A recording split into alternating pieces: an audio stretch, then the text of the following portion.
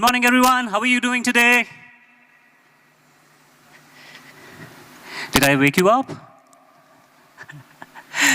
No, sorry if that was loud. But good morning, everyone. How are you all doing today? Awesome? Fantastic, fantastic. No, thank you so very much. Morning. And this is day two of the Telangana Global AI Summit 2024. Welcome back. We had a yesterday, and we are going to have multiple other keynote sessions, exciting events, and even a prize distribution ceremony during the course of housekeeping announcements as well. People at the back who are there on the chairs, feel free to come forward. Come forward. There are plenty of chairs to be occupied here. All of you at the back, please come forward. Available here. There's plenty of room. We do expect more people to be joining in as the day goes by. We also have a lot of the delegates, here today, so welcome. Good morning to you. Some of you I've seen you yesterday as well. So welcome back to some of you, and those who are joining us only today. Hearty welcome to all of you to this very beautiful and a grand Telangana Global AI Summit. We brought together researchers and visionaries from every corner of the globe yesterday to explore the limitless possibilities that AI poses in front of us, right? Our summit promised to be a research and collaborative discussions. I hope it has lived up to all those expectations.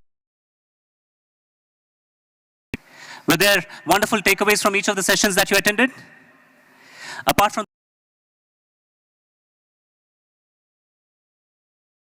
in the parallel track rooms, the conference rooms that are there on this floor and on the first floor as well. For those of you who are joining us just this morning, there's one track conference room, parallel track conference room right behind this main hall, and there are 3 of them above in the first floor. So I'll come to those list of the parallel tracks as well in a very short period of time as well.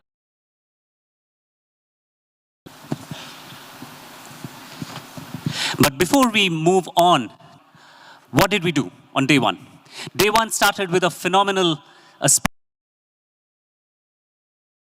that included the Honorable Chief Minister of the Government of Telangana, Shri Revanth Reddy Garu, the Honorable IT Minister, Mr. D. Sridhar Babu Garu, Special Chief Secretary Shri Jayesh Ranjan Garu, Ramadevi Lanka Ma'am, the Director of Emerging Technologies Department, and luminaries, dignitaries, sponsors, partners, everybody else who had joined us in that inaugural session, where a couple of MOUs were signed. The roadmap was released as well. We also had the beautiful AI built yesterday in a pompous fashion. In addition to that, there was an inaugural of the AI exhibition itself. So if all of that happened in just the rest of the day was a mix, potpourri of different kinds of key, which I wanted to highlight, was one by Ms. Devyani Ghosh, the president of NASSCOM. Quickly to the future of our world by Dr. Peter Diamandis. He talked brilliantly about India, for India, how it's going to shape the future. So it was a brilliant session by Dr. Peter. That there were multiple other rapid keynote sessions, cutting-edge innovation discussions, and all of that culminated with an evening gala, which also had it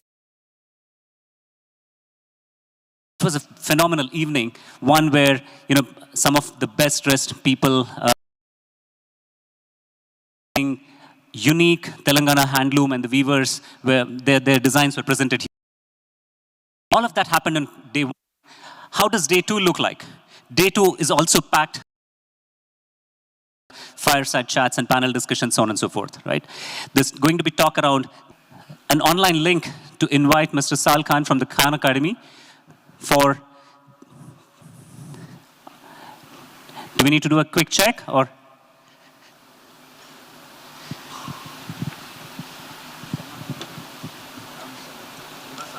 Okay. All right. Just getting ready there, making sure all the technical connections are all done, and then we can get started. So with that aside, let me take a minute to thank Evernorth Health Services, our partners, NVIDIA, our industry partners, Hicc, Confederation of Indian Industry, CII, the World Economic AI, our knowledge partners, NASCOM, our global partners, the British Consulate of Netherlands, Australia, our innovation partners, Ola, our social innovation partners, the public health impact through AI and Vadhwani AI, and last but not the least, the dialogue. So it's been, this event of such a grand scale has been possible only entities, different bodies. So we are grateful to each and every one of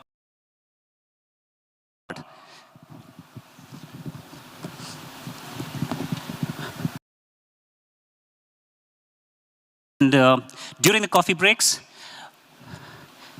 so quickly for those of you, two tags, coffee breaks will happen to my left behind the corner where the AI exhibition is happening. The coffee breaks will take place there. Even the lunch will. Esteemed guests, lunch and coffee will be served behind the main hall with the other speakers and panelists in that particular area. Right. Yesterday, there's a lot of excitement, but we have to every speaker's time. So what I will do, I'll play the bad cop today.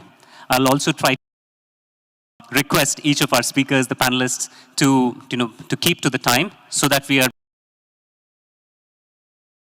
panelists who are going to come on stage. So that we can keep all our coffee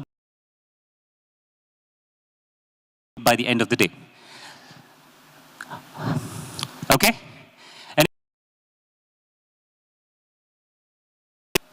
All right. All right. Let me see. Let me quickly check if you're ready.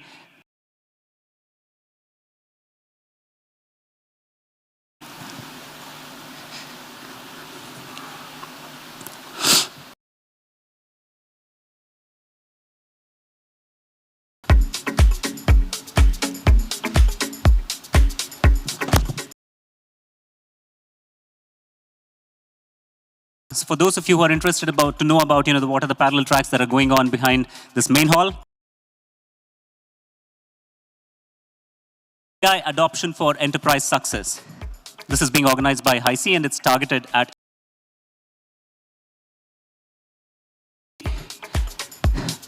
the panel for this will include Mr. Rajesh Dudu, Mr. Anand Raman, Mr. Kishore Seshagiri, Ms. Sangeeta Yanamandra, and Mr. Rajesh Dudu will act as a moderator for that particular panel. Followed by that will be about strategic integration of artificial intelligence for the skill development ecosystem in Telangana. Hosted by the United Nations Development Program and T-Hub, and the target audience is everybody for this. The panel will include Mr. Dinesh Mysore Sidhu, Mr. Srinivas Ganji, Mr. Varun, and moderated by Ms. Dhoya Snyders. Next, which will be in the afternoon, the next track, on track 1, will be about reimagining with Gen AI. Again, this is aimed at the industry and startups, and it will include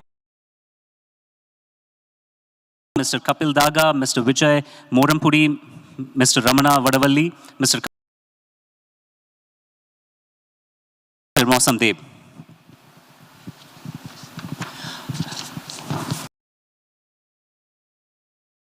With me. Track 1 in the afternoon, 3 o'clock. Just AI. So this is again aimed at everybody. So feel free to go into the track 1 at that point. track on the Just AI Awards will be Mr. Osama Manzar and Special Chief Secretary, Rakshita Swami.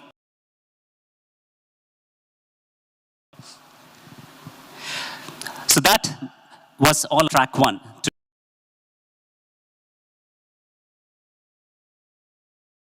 This is being organized by Math and T-Hub. And this is again aimed at everybody. Then Google would be Mr. Vijay Kumar Jangam Shetty. And track 4, sorry, that was track 3. And track 4, we will have an open source AI, the opportunities, challenges, and governance. This is being hosted by Deutsche Gesellschaft for International sorry if I get this wrong, but Zusammenarbeit, and in association with NASSCOM. The moderator of this will be Mr. Ankit Bose, who heads the AI for NASSCOM. And the panelists will be Mr. Amitabh Nag, Mr. Sunil Abraham, Philip Albrecht, and Mr. Zed.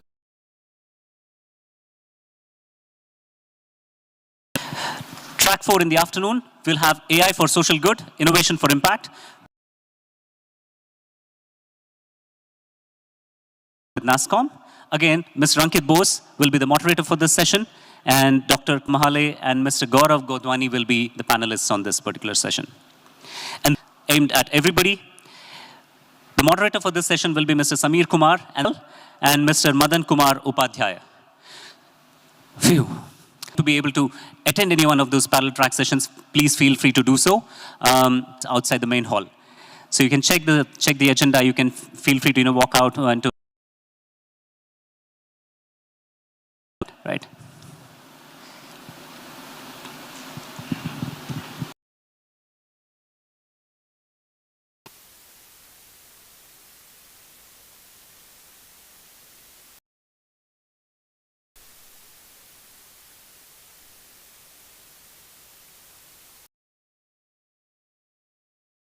All right. So Mr. Sal from Khan Academy, can you hear me?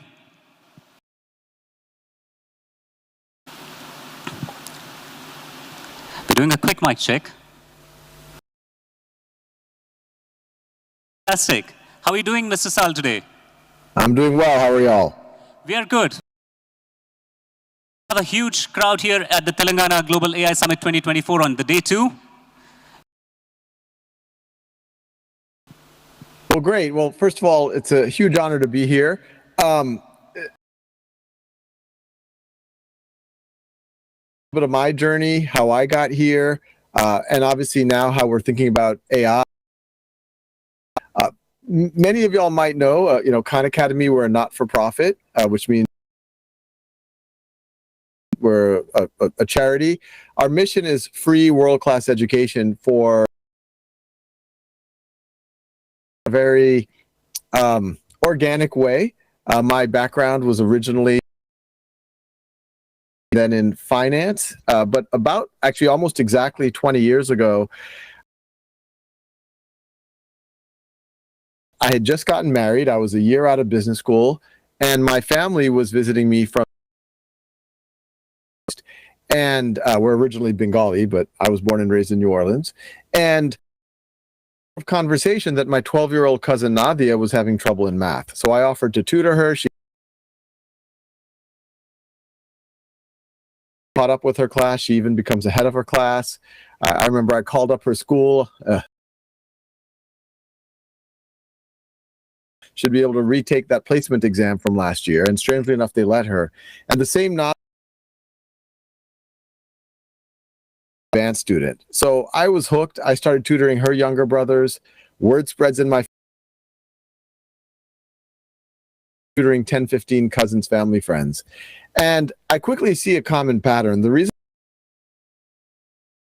they weren't bright, it wasn't because they didn't have great teachers or didn't go to great schools. You're moved ahead at a fixed pace. And even if you don't learn the material well, or 70% on, say, basic exponents, the whole class will move on to advanced topics, say negative exponents or logarithms, somehow expecting you to understand the more advanced thing without having understood the more basic thing. And the value of tutoring, what I was able to provide my cousins, is that we could review those gaps and fill in those gaps. And that when you fill in those gaps, then and you have a strong foundation, everything else becomes a lot more straight. Hundreds of years, for millennia, that the school system is going to move lockstep, and you don't fall behind. Now, I had a background in technology, and even when I started a job, I was still working as an investment analyst. I said, well, maybe I could use technology to creating exercises, practice exercises for my cousins to fill in their gaps. I had dreams that maybe it would turn into something big, but I said, you know what, this is a family project. And my cousins were getting a lot of benefit out of that. About a year later, 2 years later, 2000, that I had written to the host. I'm a very fun dinner party guest. And it's hard to scale up my lessons and with 15 cousins. And he said, well, why don't you the horrible idea. YouTube is for cats playing piano, not for serious mathematics. Things that I found I was repeating from my cousins on a lot of the things that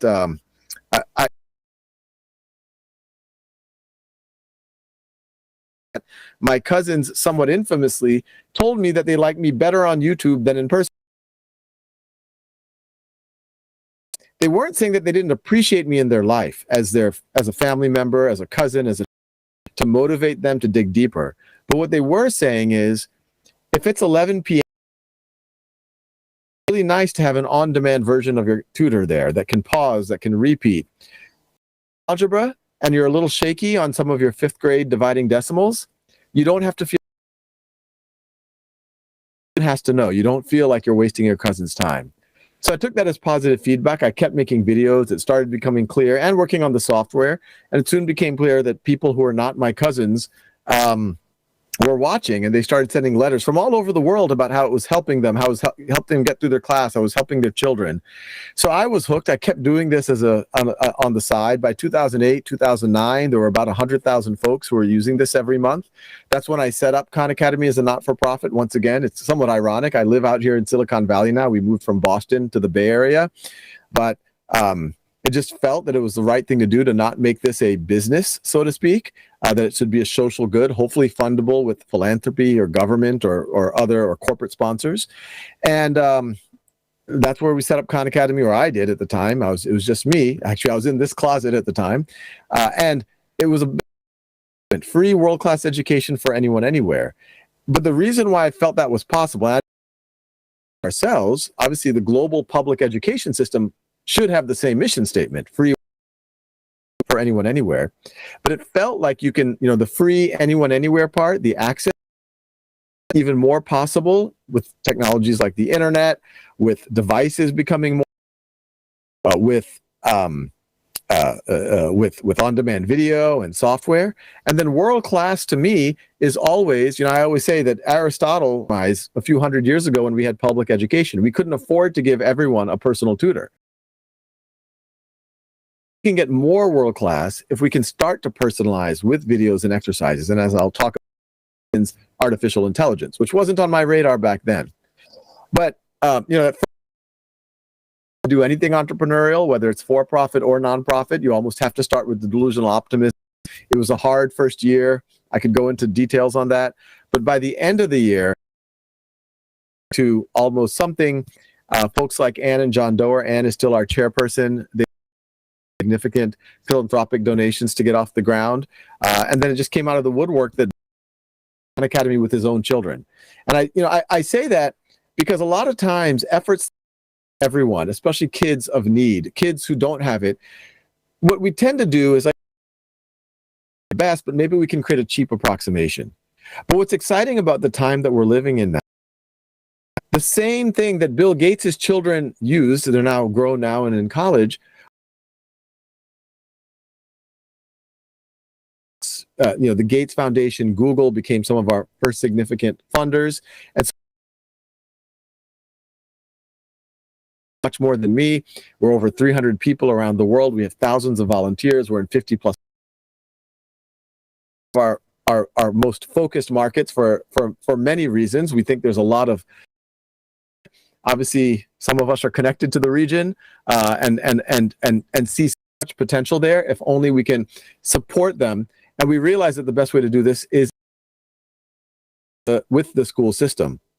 So we started, that journey from 2008 to we had that funding. You fast forward to now, or maybe a few years ago, and kind of from 100,000 users a month to now we're, in the tens of millions per month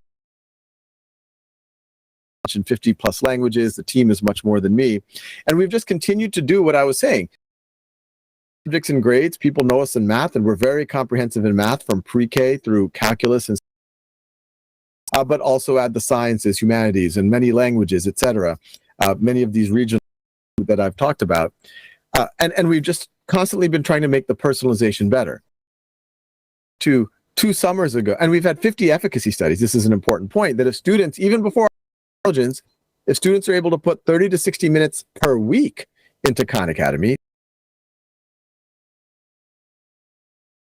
math outcomes by 40% in many cases. Different efficacy. We had 50 plus efficacy. Pretty profound acceleration. So you now fast forward to about 2 years ago. 2 years at OpenAI. They were acquaintances. I'd met them in several different situations for what they did. And they said, look, we're about to finish training our next generation model. This the model. We knew that GPT-3 already existed. And they told me that they thought that this was eyes to what AI could do. And remember the context. This was 4, 5, 6 GPT came out. And even ChatGPT was not based on GPT-4. It was based on what GPT-4 could do. Immediately, a lot of issues were there. It made math errors. It would hallucinate, worried about safety with students. But it felt that if you could mitigate those risks, you could actually use to a personal tutor for every student and actually a teaching assistant for every teacher. Things that teachers have to spend hours a week doing, but it doesn't face AI tutor and teaching assistant on Khan Academy to support that Khan Academy, but now Khanmigo can nudge students forward, can answer questions if the videos, the art. Every day it's becoming more and more engaging and more helpful, and obviously it can help teachers with reports. It's not going to fix everything overnight. I don't want to give anyone the impression that AI is. I do want to double click on when ChatGPT first 2022, immediately people, first of all, I was a little bit bummed. AI, we were going to launch Khanmigo on the same day as GPT-4, which was going to be March of 2023. The OpenAI guys, I'm like, what's going on? You guys launched something. And they said, we didn't launch anything. We just. And the whole world exploded. And I was bummed because ChatGPT was a very superficial education guardrails. It was clear it could be used as a cheating tool. It was clear that it could have hallucinations. Globally, education systems started to ban AI for good reason. They were afraid that it would be a cheating tool. It's March of 2023. Educators around the world started to realize, look, AI tools that support the student, support the teacher, and put appropriate guardrails around that don't cheat and actually can undermine other forms of cheating, then that could be really powerful. And that's when we launched Khanmigo. And frankly, we were bracing ourselves when we launched Khanmigo. We thought that people might not be ready for it, but we've had an unusually positive reception for it. And some of the guardrails we put is that teachers and administrators can see what students are doing. They're positive nor negative. It's neutral. It just amplifies human intent. Fire can burn you, it can destroy, but fire can create, fire can renew, fire can cook, can give you heat, can keep you alive. A knife can kill, a knife can be used to build things. Similarly, AI can amplify negative intent, and there are going to be negative people using it to amplify their negative intent, doing deep fakes, cheating, misinformation. But I tell everyone it's very fashionable these days to at dinner parties to debate about AI, whether it's going to be utopian or dystopian. And I tell everyone, look, this is not a flip of a coin. This is up to us. We know the bad actors are going to amplify their bad intent with AI. So the question is, how much are the good actors, hopefully all of us, willing to invest on the positive side? If the good actors amplify their positive intent and put more resources behind AI in things like education and healthcare and productivity in good ways, then AI is actually going to be a net positive for humanity. On the other hand, if the good actors kind of say, well, I don't know about this AI thing, I'm just going to go do something else, then you've just ceded this very powerful technology that's getting better every day at an accelerating rate to only the bad actors. And I think that's the most likely scenario that we get to a dystopian scenario. And I tell this to the Khan Academy team, and I know there's some educators in the audience here as well, that I actually think education is the ultimate app for artificial intelligence. One, there's a need. We will be seeing, because of artificial intelligence, there will be shifts. There will have to be new skills that people develop, although I still believe some of the old skills are very, very relevant. And so what could be a better and more poetic use of AI than using AI to improve human intelligence, human HI, or... I just had something very unusual happen here while you were actually speaking. So one of the members from the audience just walked up to me and said, oh, I thought Sal was going to be here in person. So first of all, we'd like to appreciate that you're able to join us from Mountain View, California. It's probably, what, 9:45 p.m. there, roughly, thereabouts. So thank you so very much for me. About Khan Academy, how that the entire idea emerged. So we are really, yeah. No, well, thanks for having me. And I do hope to go to India in the not too far future. Fingers crossed for 2025. But yeah, I would have loved to be in there. Hi, Mr. Khan. Can I ask a question on behalf of the audience here? Absolutely. So let me introduce myself. My name is Jayesh Ranjan. I work for the government here in Hyderabad, and I'm one of the main organizers for this Global AI Summit. First of all, we are very, very appreciative of the fact that you took time, while you could not join us in person, but you took time to interact with all of you. My question is like this. So you spoke about AI in education, but I want to speak about AI education. In fact, today, as the day one was yesterday, in which we announced an AI roadmap for the state of Telangana. I don't know how familiar you are with India, but India has, we are one of the 28 called Telangana. Our capital city is Hyderabad. You may not be able to see us, but there's a very large and a very attentive audience. Too, and is the highest certified tutor on Schoolhouse. You have played a large influence in him being at Imperial and getting an admission at Cornell. Thank you so much. And this is 110% conference that learning on Khan Academy and giving back to students through Schoolhouse has been his single most important volunteering. Him also become a RISE Global Scholar. Thank you. I bought that book to see if I could get an autograph. But my question is, Indian tutors, when is that going to come? Yes. So, well, first of all, I love to hear the story about, never gets old to hear stories like that. And when your son is very successful, remind him that we are a nonprofit. So when he, starts a $1 billion company, he should donate back. But to answer your question, and first of all, the audience might not know about Schoolhouse.world. Schoolhouse.world is another sister nonprofit that I helped start. And this is free tutoring over Zoom. Zoom gave us a bunch of free licenses. And the way that we give free tutoring is there's young people, like just mentioned, who are tutoring on the platform of other young people, and they get rated, and it helps them get into colleges, etc. So there's also a free tutoring platform that is global that I hope that we could also use in the state. So I think that's another interesting dimension here. But in terms of Conmigo, the teacher tools we now have, they are now accessible in any English-speaking geography. So I believe the teacher tools we have been able, and those are free, make available in India. We are starting pilots in India of Conmigo by partnering And so I hope that we can do that. And the main issue right now, obviously our mission is free anywhere, but I'm sure this is an AI conference, so many people are aware that if you want to, which I think is the only responsible thing to do, the computation cost for these models is not small. The good news is the costs are coming down dramatically. We received a $32 million computation grant from Microsoft in order to give the teacher tool away for free. And the cost on the student side is coming down dramatically. India also balances it because it's complementary to when the Western Hemisphere is using it.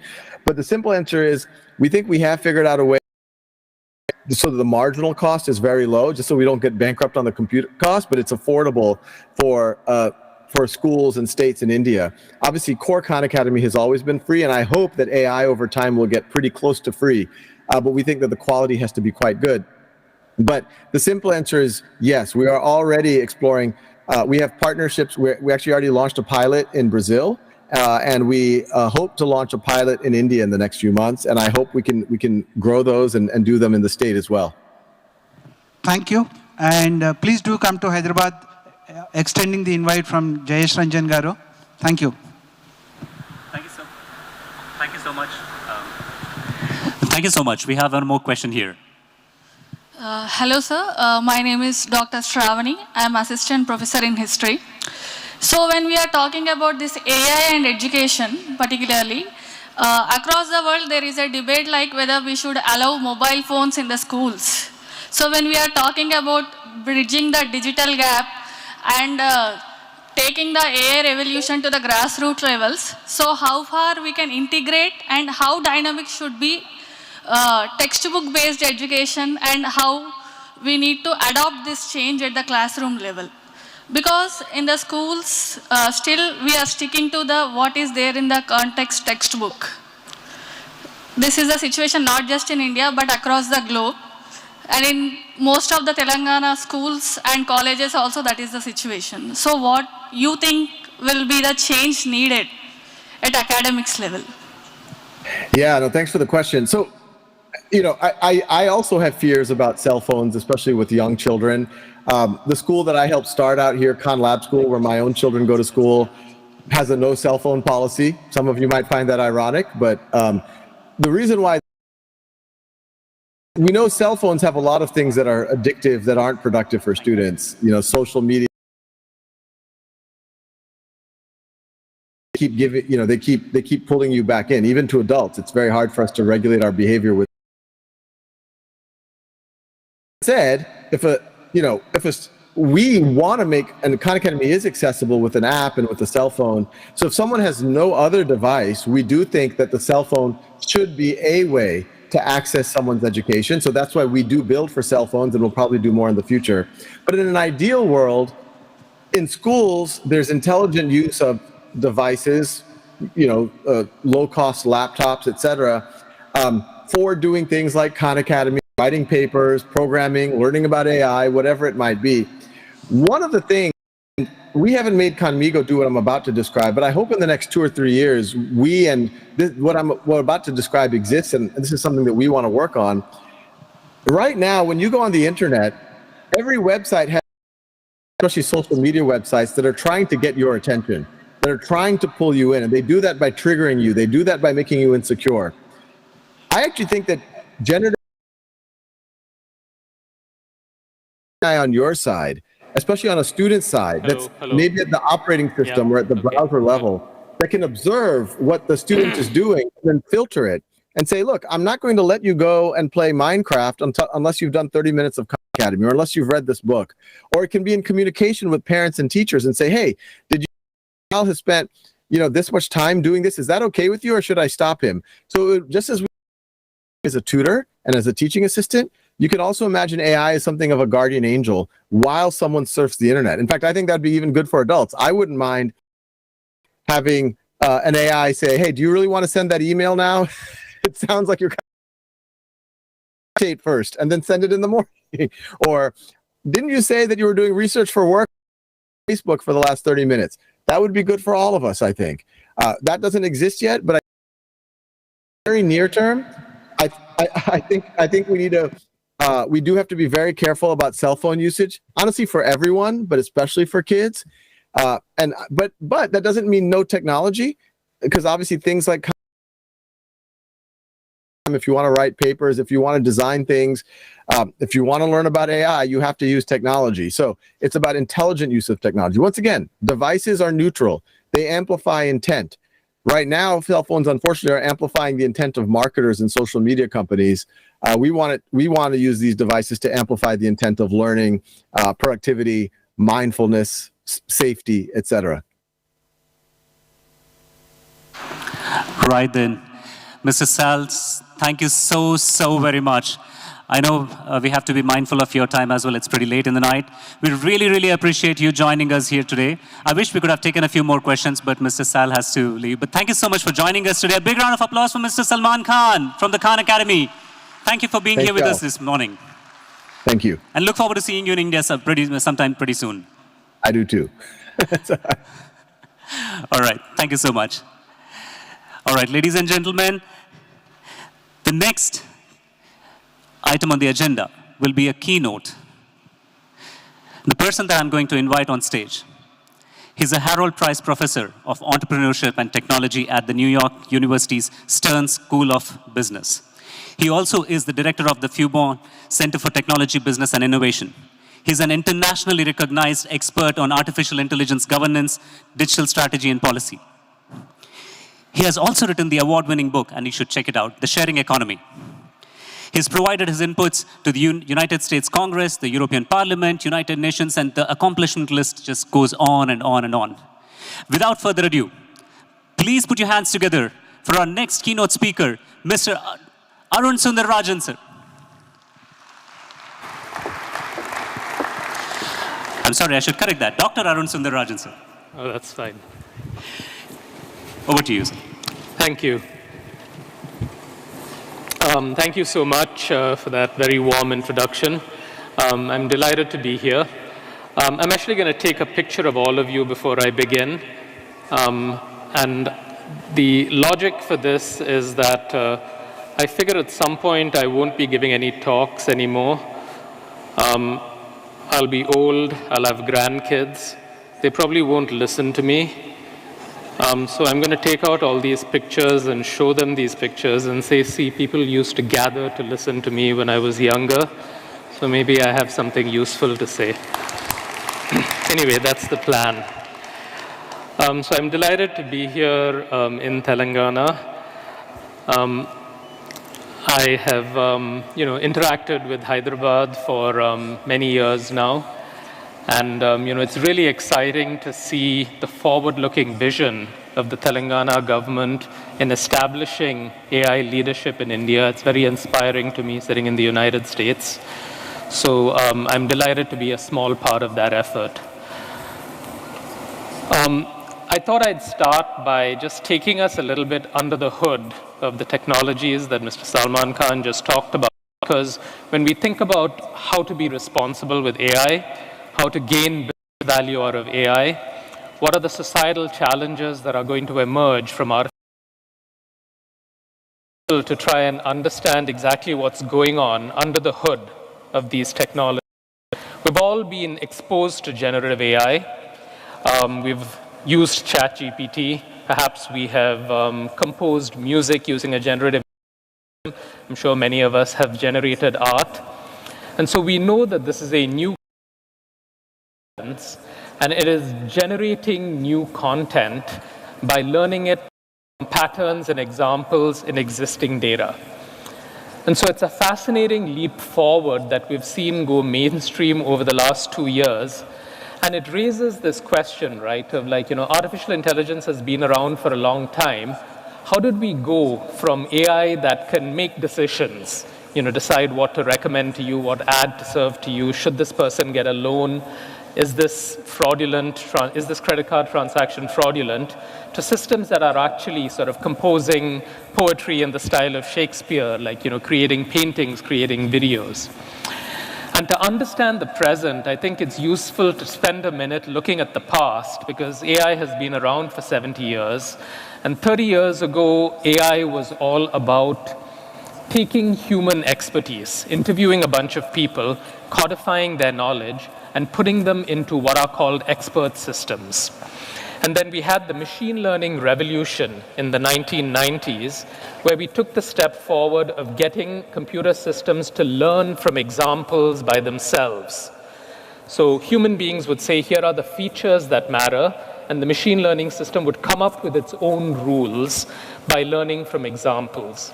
Now, this was followed a few years later by the deep learning revolution, which was another step forward, where you gave a large neural network raw data, and it would not only come up with the rules by itself, but it would come up with the features by itself. This started with image recognition, and now this is the most widely used technology under the hood. And a massive, large neural network, a deep learning system, is what is sitting underneath these powerful generative AI systems like GPT. But we have now entered this platform era, where you have these general capabilities of artificial intelligence that are embedded into these large machines that we can draw on in the same way that applications draw on the capabilities of operating systems. So two questions that come up are, why did it take so long? Well, and this is an important point to think about. It's because these deep learning systems are incredibly reliant on computing power. And so computing had to become cheap enough for massive deep learning systems to become affordable. This wasn't possible 10 years ago, even if the technology had existed. And I bring this up because leadership in AI is going to be about talent. It isn't just going to be about skills. It isn't just going to be about of the competitive landscape, both within companies and globally, isn't game as well. There are going to be tens of billions, hundreds of billions of dollars of computing. Who is going to be the eventual leader? And the second question that comes up is how to generation. Well, over the last few years, we've done three things. They're also proper nouns like Hyderabad or Charminar, Paris, France. And we create what are called embeddings. This is like, 1 more minute of lesson, and then I'll get into sort of the more, I'm a professor, I like to teach when I'm on stage. And then we create these things called embeddings. These are sort of mathematical representations of these words or phrases or tokens, but they are not created based on specifying to the machine that these two words are synonyms. They are learned by how these words are used in practice. So an embedding then discovers that Hyderabad is close to Charminar, or that the relationship between Paris and France is the same as the relationship between Berlin and Germany. And then finally, in 2017, we had the attention mechanism breakthrough, where words that, for example, have multiple meanings, that you can learn how to generate words by understanding what they mean from the context that they are used in. So if I have a sentence that says, I'm going to paint my car orange, you know that orange is being used as a color rather than a fruit. If you say that this apple tastes good, you know that you're talking about apple as a fruit rather than Apple, your iPhone, at least one would hope. And so you put these three things together, tokens, embeddings, and transformers, the attention mechanism, and then you get to the point where sitting inside this massive machine is a system that has learned from massive amounts of text the patterns that are contained in grammatical structure, common sense, and it works. That's how we make the leap. We are building a system that, a medical diagnostic system, a legal advisor. How does a company create an HR or vacation policy? How does a company create a customer service system that knows these questions? Well, there are three broad approaches. Very few people are building their own systems from scratch anymore. Perhaps Bloomberg was the only company to do this a couple of years ago. Most people use one of two methods: fine-tuning, where you're giving the system new data and changing the underlying foundation model, and systems like RAG, where you're not changing the underlying large language model, but you're doing all of the context discovery on the outside.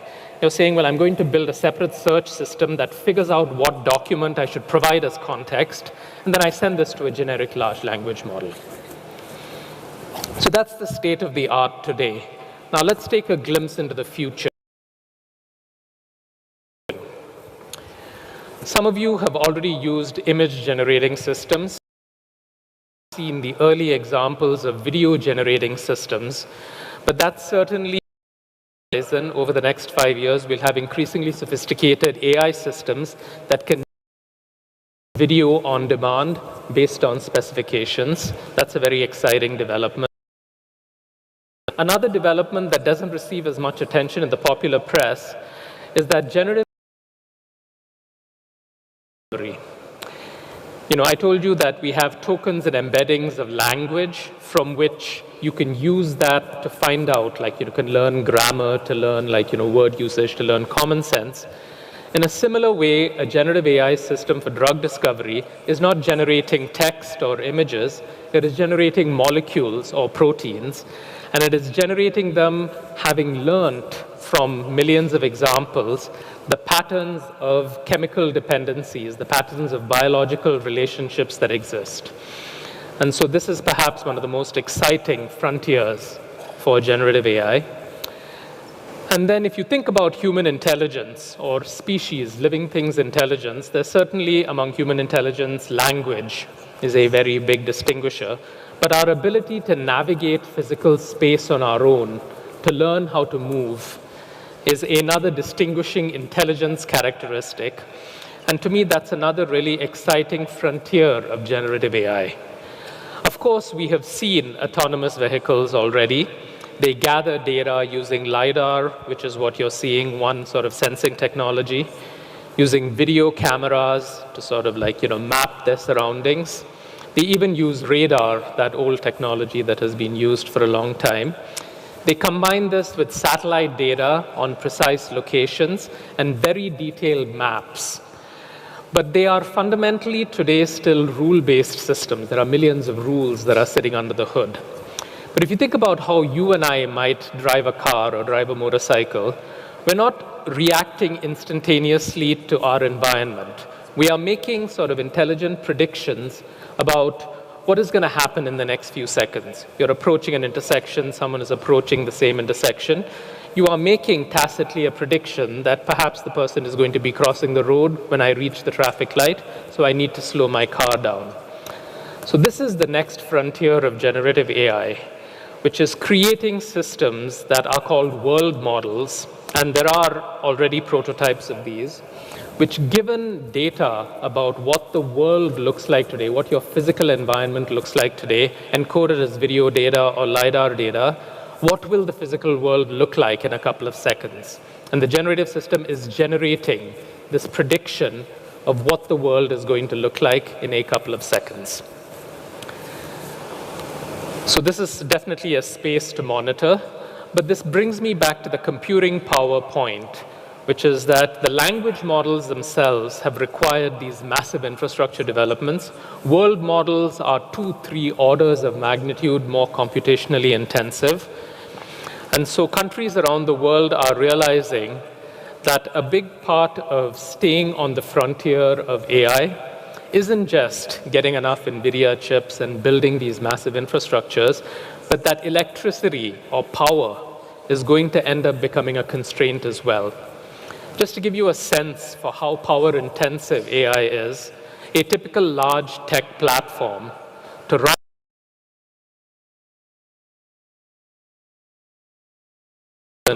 of a nuclear power plant. So even a single company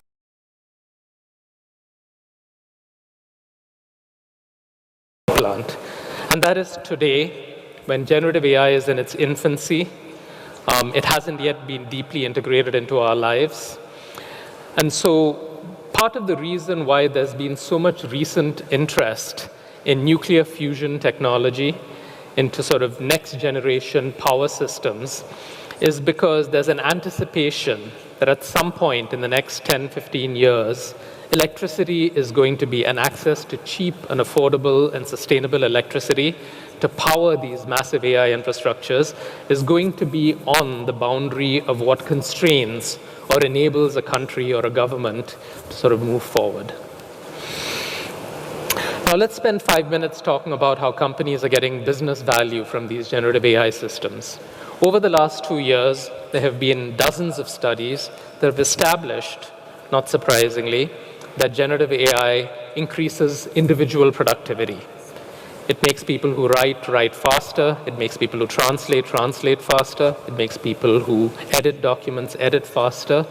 It allows people who write computer programs to program faster.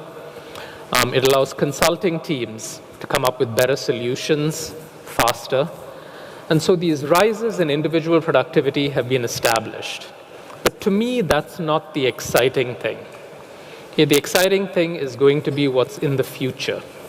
And to understand what's in the future, again, let's look at the past. 20 years ago, Amazon, a large retailer, was faced with a new challenge. And I'm using Amazon as an example because I've got a good video of them. I mean, I could be using Flipkart, which has incredible automation technology and its Malur sort of fulfillment. But Amazon was faced with a new problem, which is when someone places an order, you have to put a bunch of different items in a box and ship it to them, right? And someone might have ordered a hairdryer, they might have ordered some clothes, they might have ordered some toothpaste. All of these are in different parts of the fulfillment center.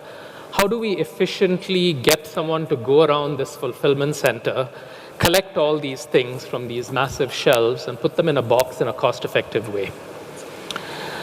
And so the productivity increasing approach would be to say, let's build a robotic system that rapidly moves around the warehouse, maybe a drone that sort of flies around, picks things off and puts them in a box.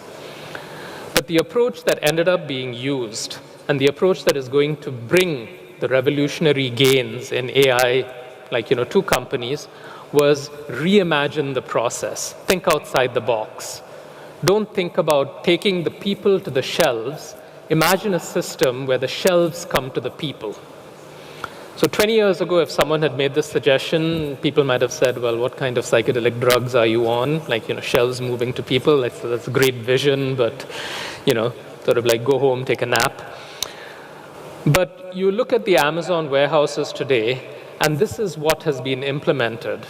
There are robotic systems where the shelves move around the warehouse in sort of this orchestrated dance, orchestrated by AI, and they move to the human who is then picking items out of the shelf and putting it in a box.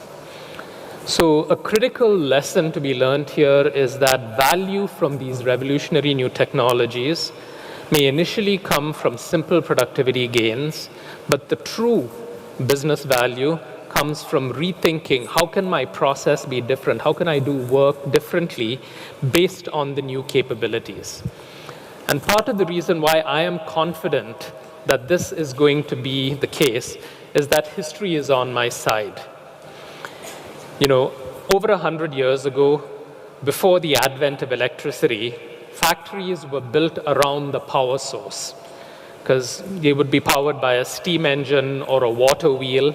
And so you'd build the factory next to the river, and the transmission of power was through these belt and line shaft systems.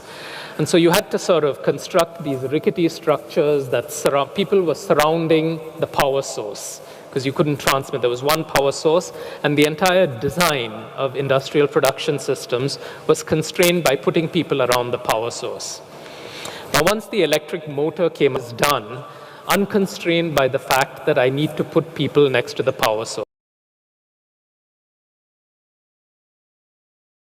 Because everybody had their own little machine, and you could start to build production systems. Someone can map the human AI environment to trust builds more rapidly. And I'll give you an example.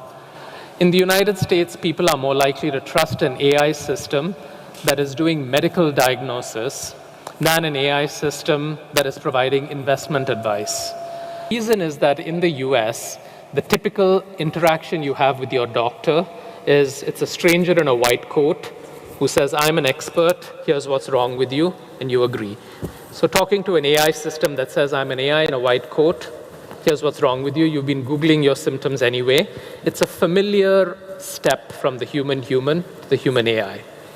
Investment advisory, on the other hand, most people don't have this. The people who have it have long-standing relationships with their advisors. So talking to an AI stranger is something where building trust is a lot harder. And so understanding what builds human-AI trust is also central to getting business value. Now, that's the positive side. I think one of the challenges we are going to face in the near future is that AI is going to redefine what it means to be human. We are not sort of strangers to AI systems mapping who we are. All of you have a digital twin at every major tech platform that has understood your preferences and that is doing things like recommending products to you, deciding what's in your news feed, deciding.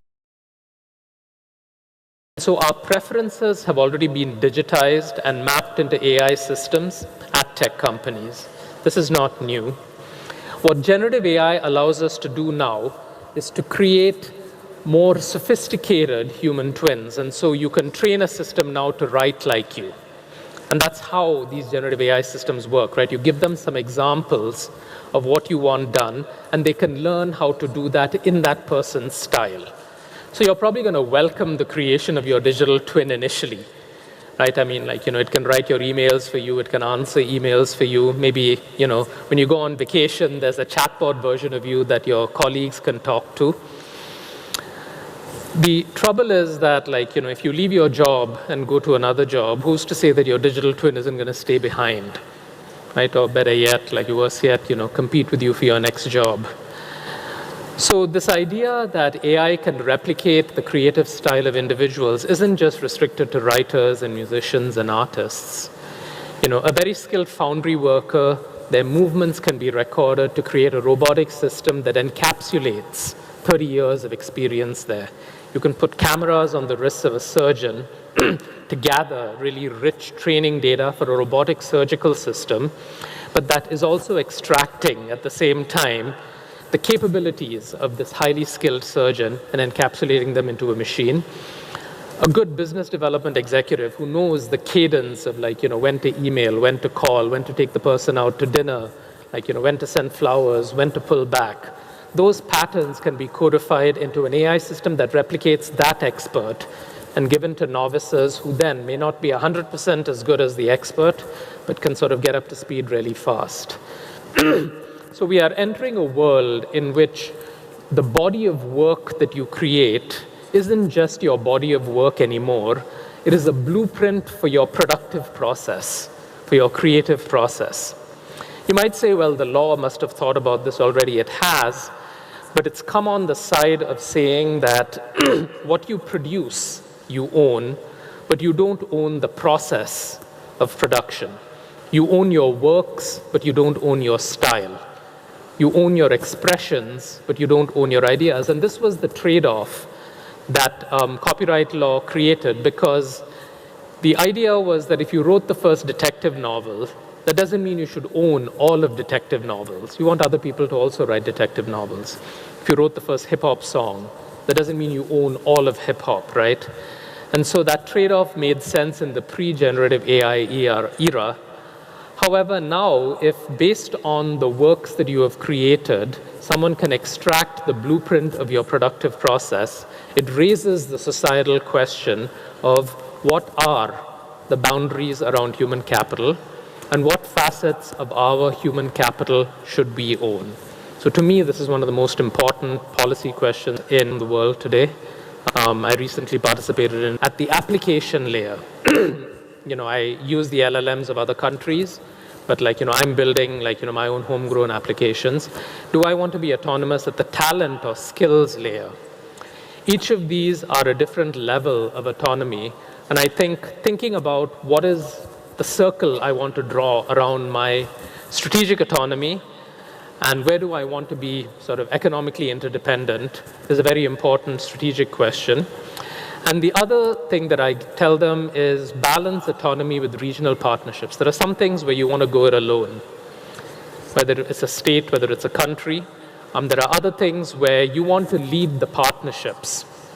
You want to sort of create the standard that a whole bunch of other people follow. So these are the two important questions on strategic autonomy. I think we should all think about human autonomy and the boundaries around human capital ownership. I'm almost out of time. If you don't get to ask me a question now, I'm easy to find online. It was a delight to see all of you, and I look forward to your questions. Ladies and gentlemen, that was Dr. Arun Sundararajan. Do we have time for one question, sir? Yes. Maybe one or two questions, Doctor, if that's sure, okay. Absolutely. Thank you very much for that lucid presentation. I'm Director of Center of Excellence on Artificial Intelligence at CHSS. Thank you for that clarity. But I just have one question to ask. The power of autonomy.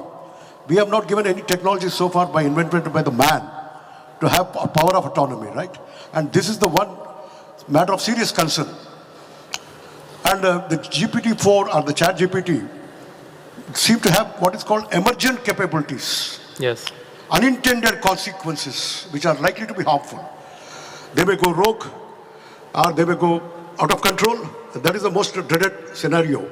I mean, the worst possible nightmare scenario. So how are you going to have the rail guards against that? What are the safety measures? How can we curb those unintended consequences which can be detrimental to the human species and poses existential threat to human species? That's a great question. I think that, part of the fear that we have around existential threats comes from the term artificial intelligence. If we think of these as incredibly powerful optimization systems or prediction systems, then the idea that they are going to go rogue and kill all of humanity becomes less of a concern. So I think in the near term, we don't have to worry about existential threats to humans. But to put the right guardrails around AI, even in the short term, to make sure that there's alignment, make sure that these systems aren't saying things that we don't find societally acceptable, to make sure that there's cultural alignment between our AI systems and the country that they're used in, to make sure that these systems are free from bias of different kinds. It's going to be a combination of new government laws, reinterpreting existing laws within the AI context. So agencies that say, well, deepfakes are bad, but we don't need new laws against deepfakes because these existing laws already make deepfakes illegal. We just have to reinterpret them. And deciding the boundaries between what should the government do and what should be delegated to the platforms. Like if you take censorship as an example, historically this has always been a government mandate, but today algorithms at YouTube or Facebook or TikTok are doing a lot of our censorship for us de facto, right? So choosing the boundaries between platform and government, and these two other points are really sort of at the core of how we can put the right guardrails around AI.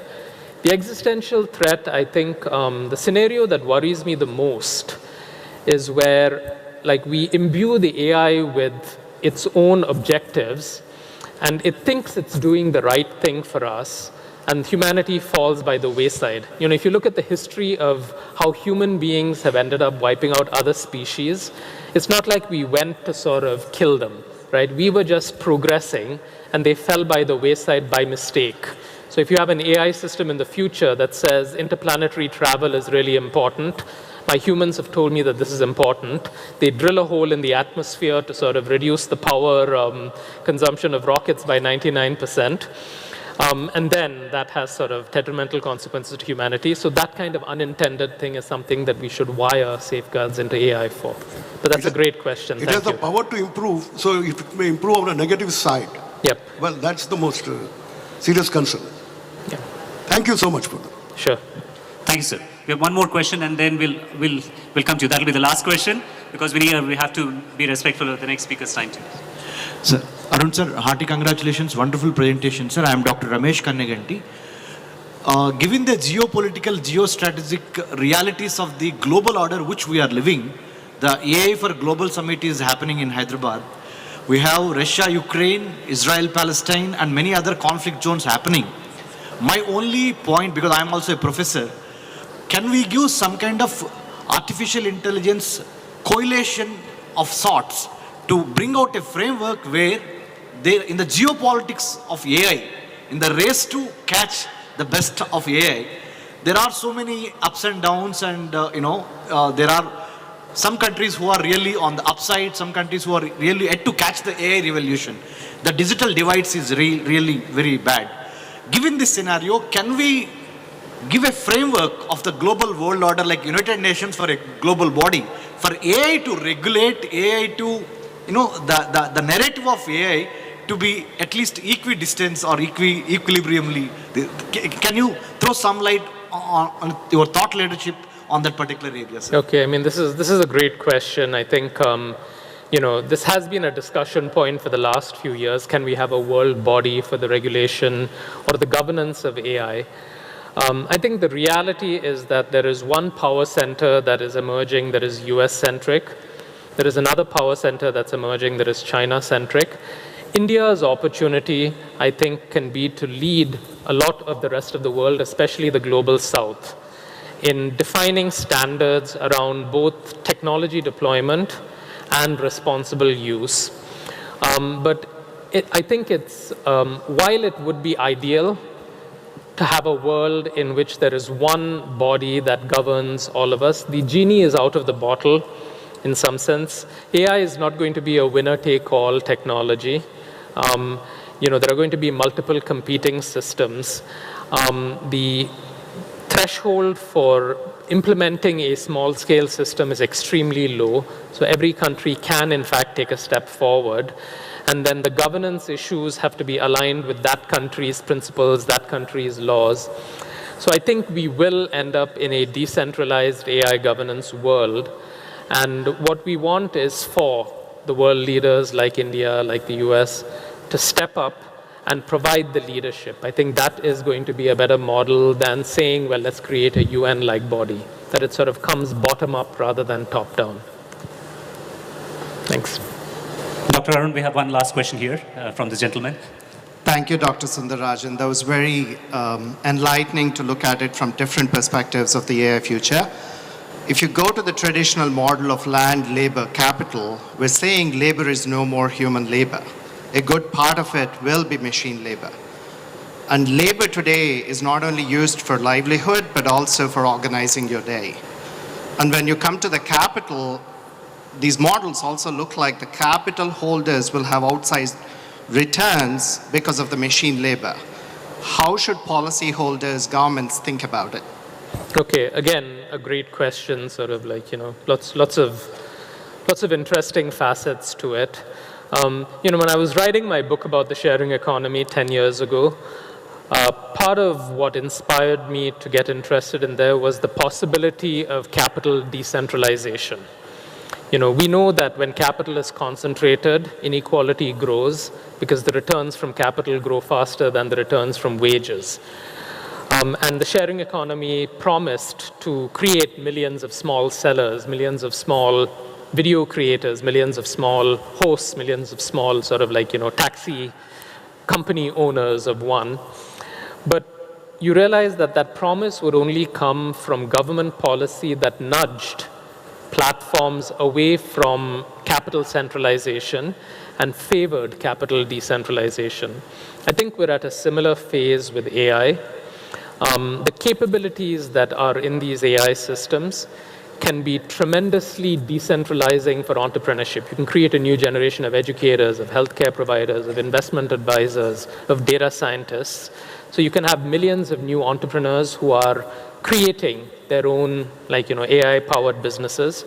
You can have that foundry worker who I was talking about, whose movements are being recorded, sign a contract with the factory to have their capital, their intellectual capital embedded in a machine, and a contract that gives them capital returns from that.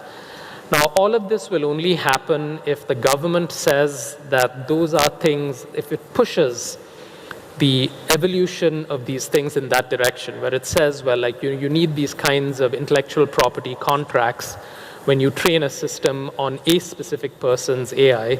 I don't know exactly what the right policy solution is. Nobody does.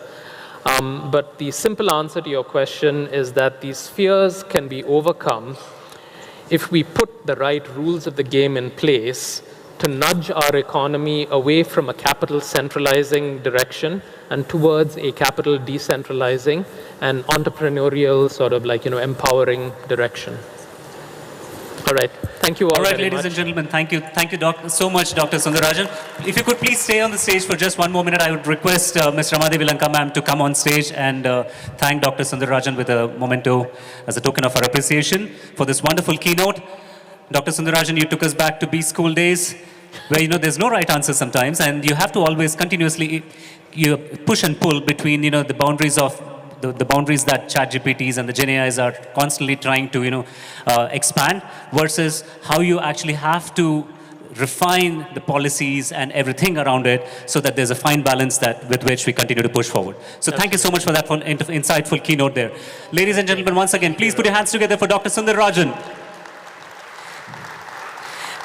Meanwhile, continuing on the topic of Gen AI, there's an open AI parallel track going on. It started about 10:55, starting right about now, and it's being moderated by Mr. Ankit Bose, head of AI at NASSCOM, and has got great panelists, Mr. Amitabh Nag, Mr. Sunil Abraham, and Ms. Zainab Bawa. So if anybody's interested, you could look at the parallel track that's going on right now. Yeah, thank you. Good. How are you? Okay. So a couple more announcements. There's another session that's going on, which is called the AI Adoption for Enterprise Success. This is being driven by Hicc. This is on the ground floor right behind the main hall. Anybody who's interested, you can probably attend those sessions. And we see a lot of other people coming into the main hall here right now. So please take your seats. Don't go anywhere. We have got fantastic fireside chat coming up.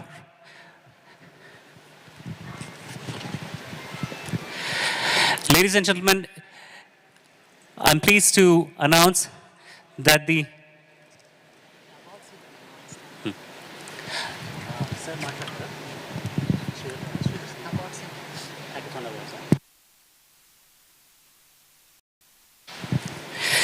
Ladies and gentlemen, I'm pleased to announce that Electronics and Communications, Industries and Commerce and Legislative Affairs, Mr. D. Sridhar Babu. Applause, because it's his vision that has driven Telangana towards this kind of a path where we are taking the step forward to building the AI city, being the AI capital of the world, of India, and hopefully the world one day as well, sir. And in that endeavor, I thank Mr. D. Sridhar Babu Garu for his presence this morning. And we'll be moving ahead with the awards shortly. So please be seated. Don't go anywhere.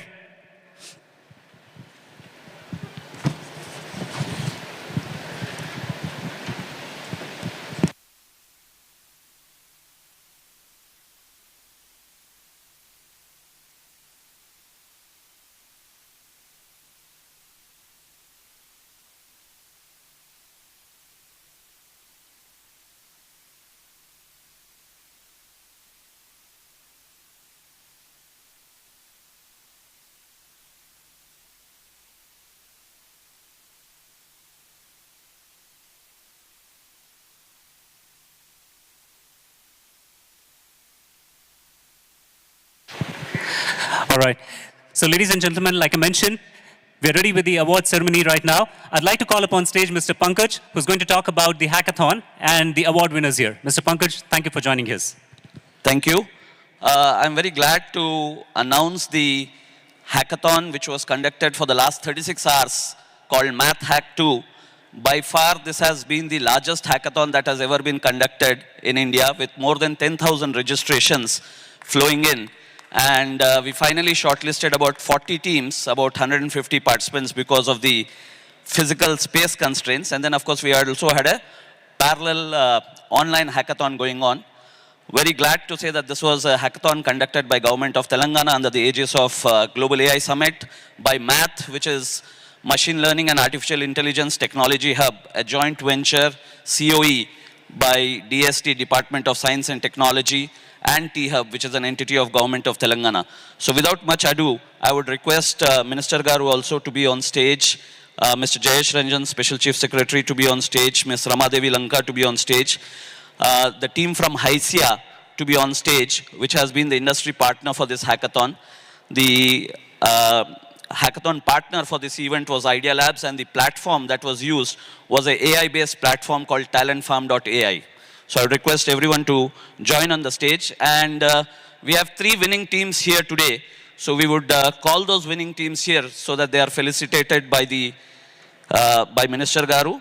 And of course, Ben Franklin has been the sponsor for these cash prizes worth about 10 lakh rupees. So the first prize will be 5 lakh rupees, the second prize 3 lakh rupees, and the third prize 2 lakh rupees. We have Mr. Ram Mohan, who's representing the sponsor, Ben Franklin.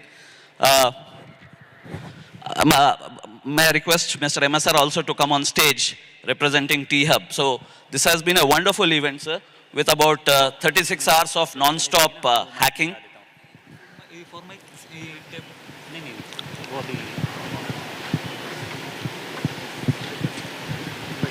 Yeah. So with now I'd invite the second runner-up first. And interestingly, they are students of second year of engineering from Gitanjali Engineering College. So may I invite the team, second runner-up. They've built a solution called Soul Support, which actually is a AI-based chatbot which helps for upkeep of mental wellness. So when people are in depression, and now we see a lot of young people also sometimes get stress and mental depression, and they have an AI-based system where you can connect with people, you can connect with systems and get advice as to what can be the steps, how to manage the situation. They're also creating a metaverse of sorts where they can have some kind of entertainment and gaming which can be associated to help them get over that. So may I request you to come in front and hand over this symbolic fruit check, and of course we have a check ready for all of them. Can we have a round of applause for these young students? And that's why the future of Telangana is so bright, because if students of second year can build this kind of solution. Guys, why don't you come?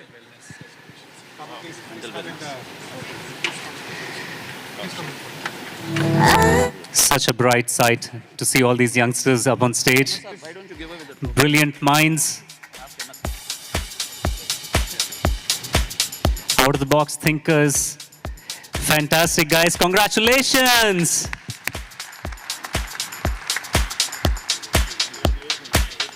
Wonderful.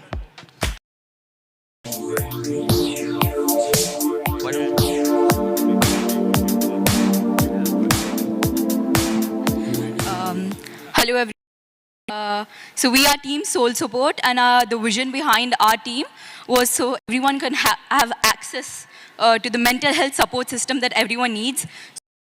Agenda was that mental health should be free and available to everyone. So we want free therapy for everyone.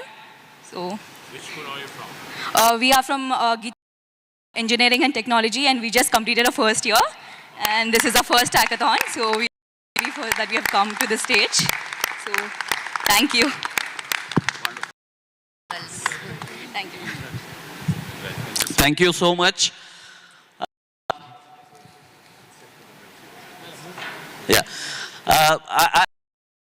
Runner-up is Salubrity Healthcare. May I request the team, Salubrity, to come on.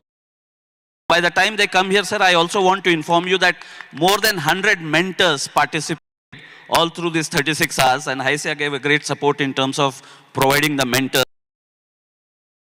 network which was supporting all through. Actually works on an AI solution for hair growth or hair regrowth. On stage to talk a little about. Let the check be handed by Honorable Minister.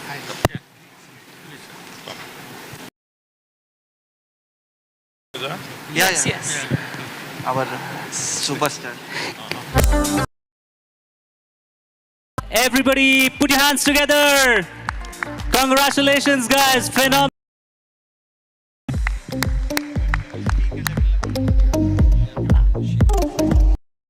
So Salubrity Healthcare is all about AI, hair loss. So we are combining trichologists, nutritionists, and AI bots to cure and basically prolong the hair regrowth that happens. Thank you. Everybody requires it.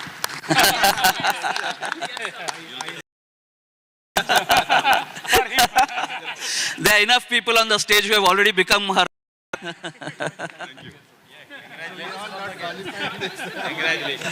Congratulations. And with this, I think we have the last team, the team which has won this hackathon. Ben Franklin, may I invite the team Flatmates on stage? Their solution is to find like as co-living, for the flats. So they have, based on your interest, based on your like-mindedness, you can find people who can share your flat. Flatmates, so they have an AI-based solution which does that looking at multiple parameters. Come.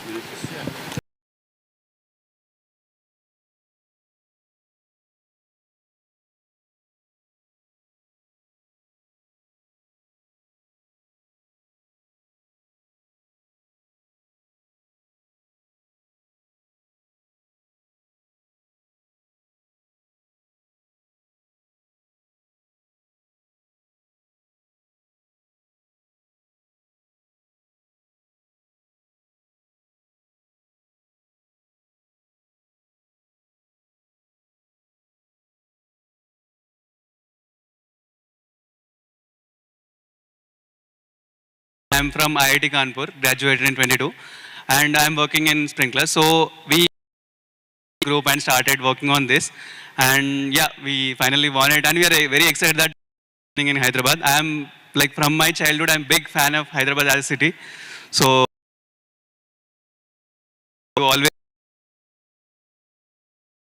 mostly on flatmates or rooms based on your preferences. So right now, all the Gen Z, their preferences to be upfront. Like they wanted someone who is staying with you. So based on your profile, we will curate list of people whom you can contact and flat or take a room. That's what we are building, leveraging AI technology to match us and cluster them based on the preferences that they give. Thanks for the opportunity, everyone here. Yeah. Thank you so much. Congratulations. Thank the sponsors, Ben Franklin, the team of Math for organizing this talentfarm.ai, Hicc. And may I request Minister Sir to speak a few words on this hackathon. Just congratulate the students for I-20.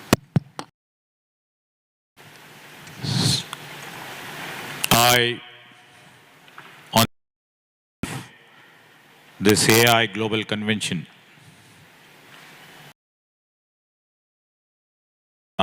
welcome all the delegates, all the eminent of the IT and Industries Department, Mr. Jayesh Ranjan. 2 months have bring awareness, educate our, including our students. And today, we are also happy, and world is also witnessing. And the hackathon winners and hackathon participants are also here. On behalf of our government, I would like to congratulate all the young thinkers, all the young grey matter, young team who got involved themselves and participated in this hackathon, which has been sponsored by Hicc and their team, Ben Franklin and the team. I would like to thank them too. And this sort of hackathons, and tomorrow when our Jayesh and we speak again, so these sort of hackathons will be done in each and every school. And our idea and our planning is to take AI into curriculum of the schools in the near future. With these few words, I will again congratulate the hackathon winners and all the participants. And I wish them all the best for the future. Thank you.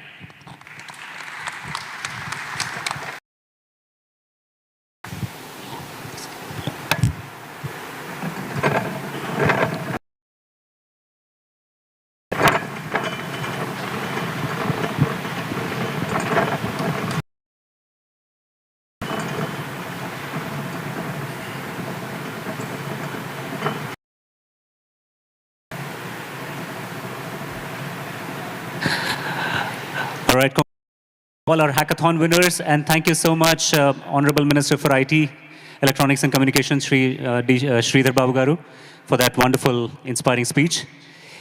With that, let's continue with the agenda for the day 2. Coming up next, we have a wonderful fireside chat. And what kind of a world do we live in?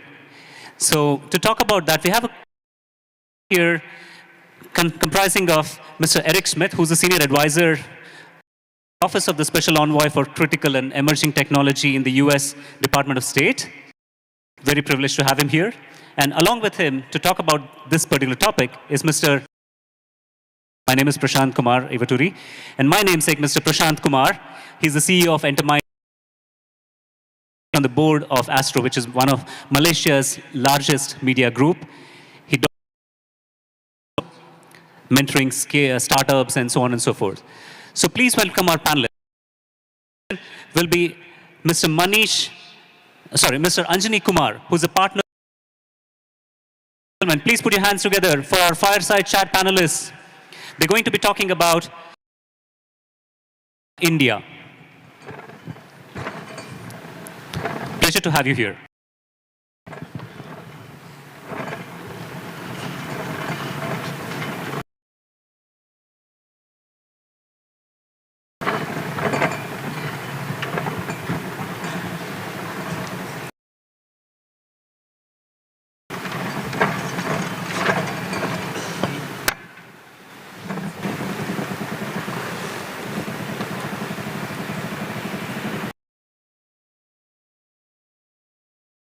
Good morning. Good morning, ladies and gentlemen, and a very warm welcome.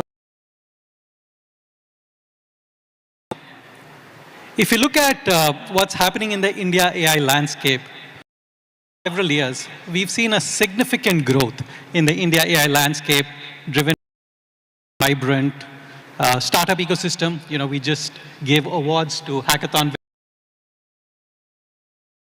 Vibrant startup ecosystem.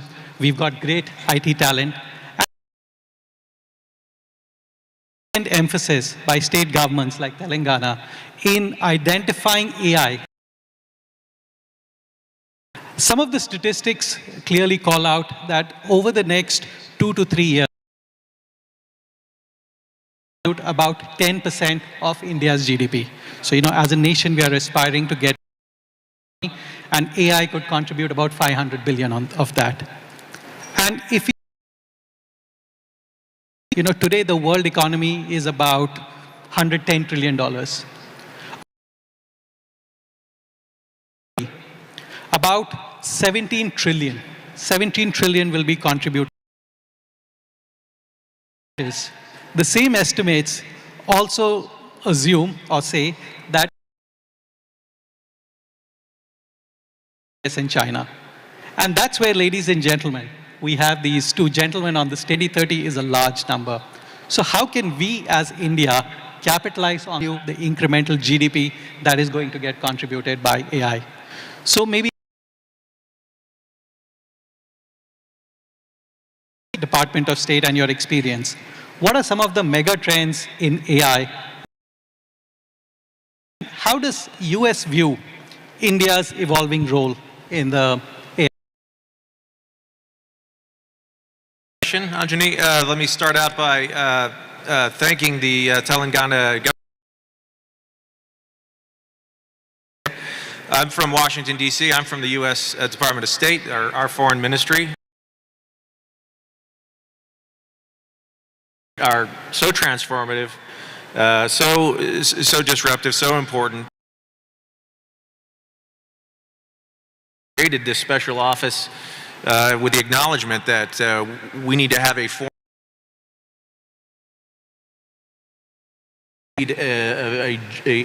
geopolitical implication. Hyderabad for this event. I typically go to New Delhi. We're dealing with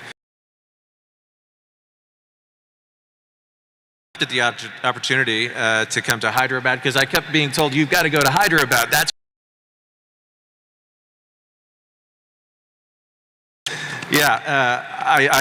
I spent the last couple of days touring around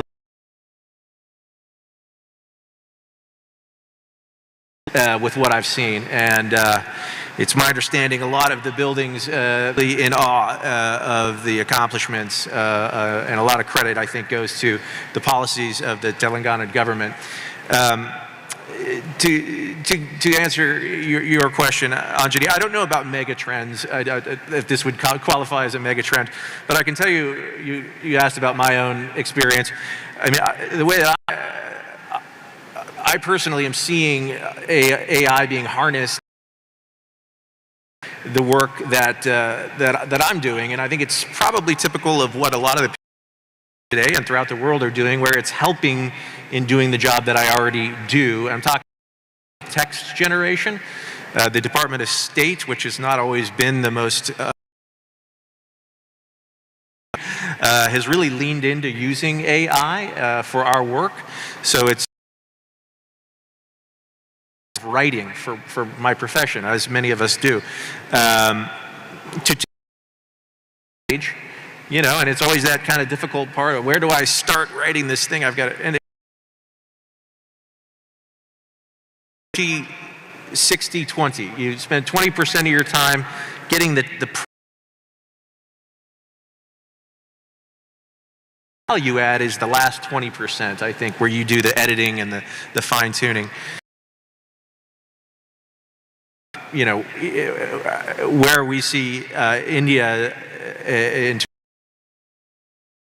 AI, I mean, we couldn't be more, from the U.S. government's perspective, more positive and supportive in our in that partnership. Which one need only look around Hyderabad, see all of the major U.S. tech companies and their presence here to understand the deep ties to two countries in terms of technology. And Prashant, you spent. So from your perspective, what are you seeing in countries, and are there any learnings for us as India, and how do they view as an AI power? Sure. So if you look at the global, there are two ecosystems that are pretty holistic, means across the foundation models or applications and so on. One is the US ecosystem, and those ecosystems are fairly autonomous in certain ways. However, if you look at they realize that they cannot do everything, and they cannot be great going with a more focused approach. So if you look at South Korea, for instance, is trying to work on the AI space bottoms up. A lot of foundation models that are being developed in the West, a lot of thinking there is very top down.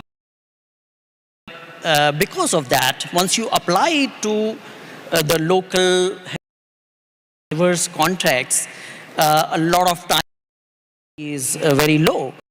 So they believe that they want to work on hypercontext, right? So that is a niche, that's a space they have identified for themselves, because they do not want to take on the big foundation models head on, the big firms head on, because they believe they can't, right? If you look at, for instance, Singapore and UAE, I mean, both of them have developed their foundation models. UAE, I mean, the Falcon and stuff like that.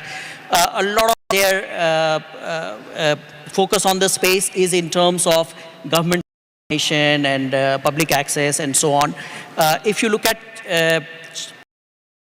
Malaysia, for instance, Malaysia has had historical strengths in semiconductors. Just saw Intel in the last 2 years making billions of dollars of commitment there.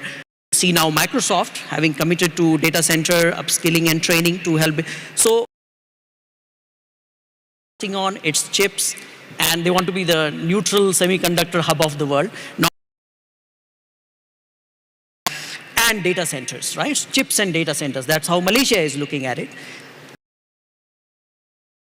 As to where should India focus, I think the question goes back to where,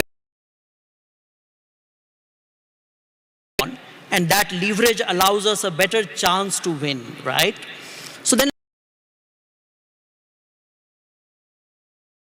people, which means we generate humongous amount of data, whether it's retail and e-commerce space, whether it's our telcos, that's the kind of data we'll have.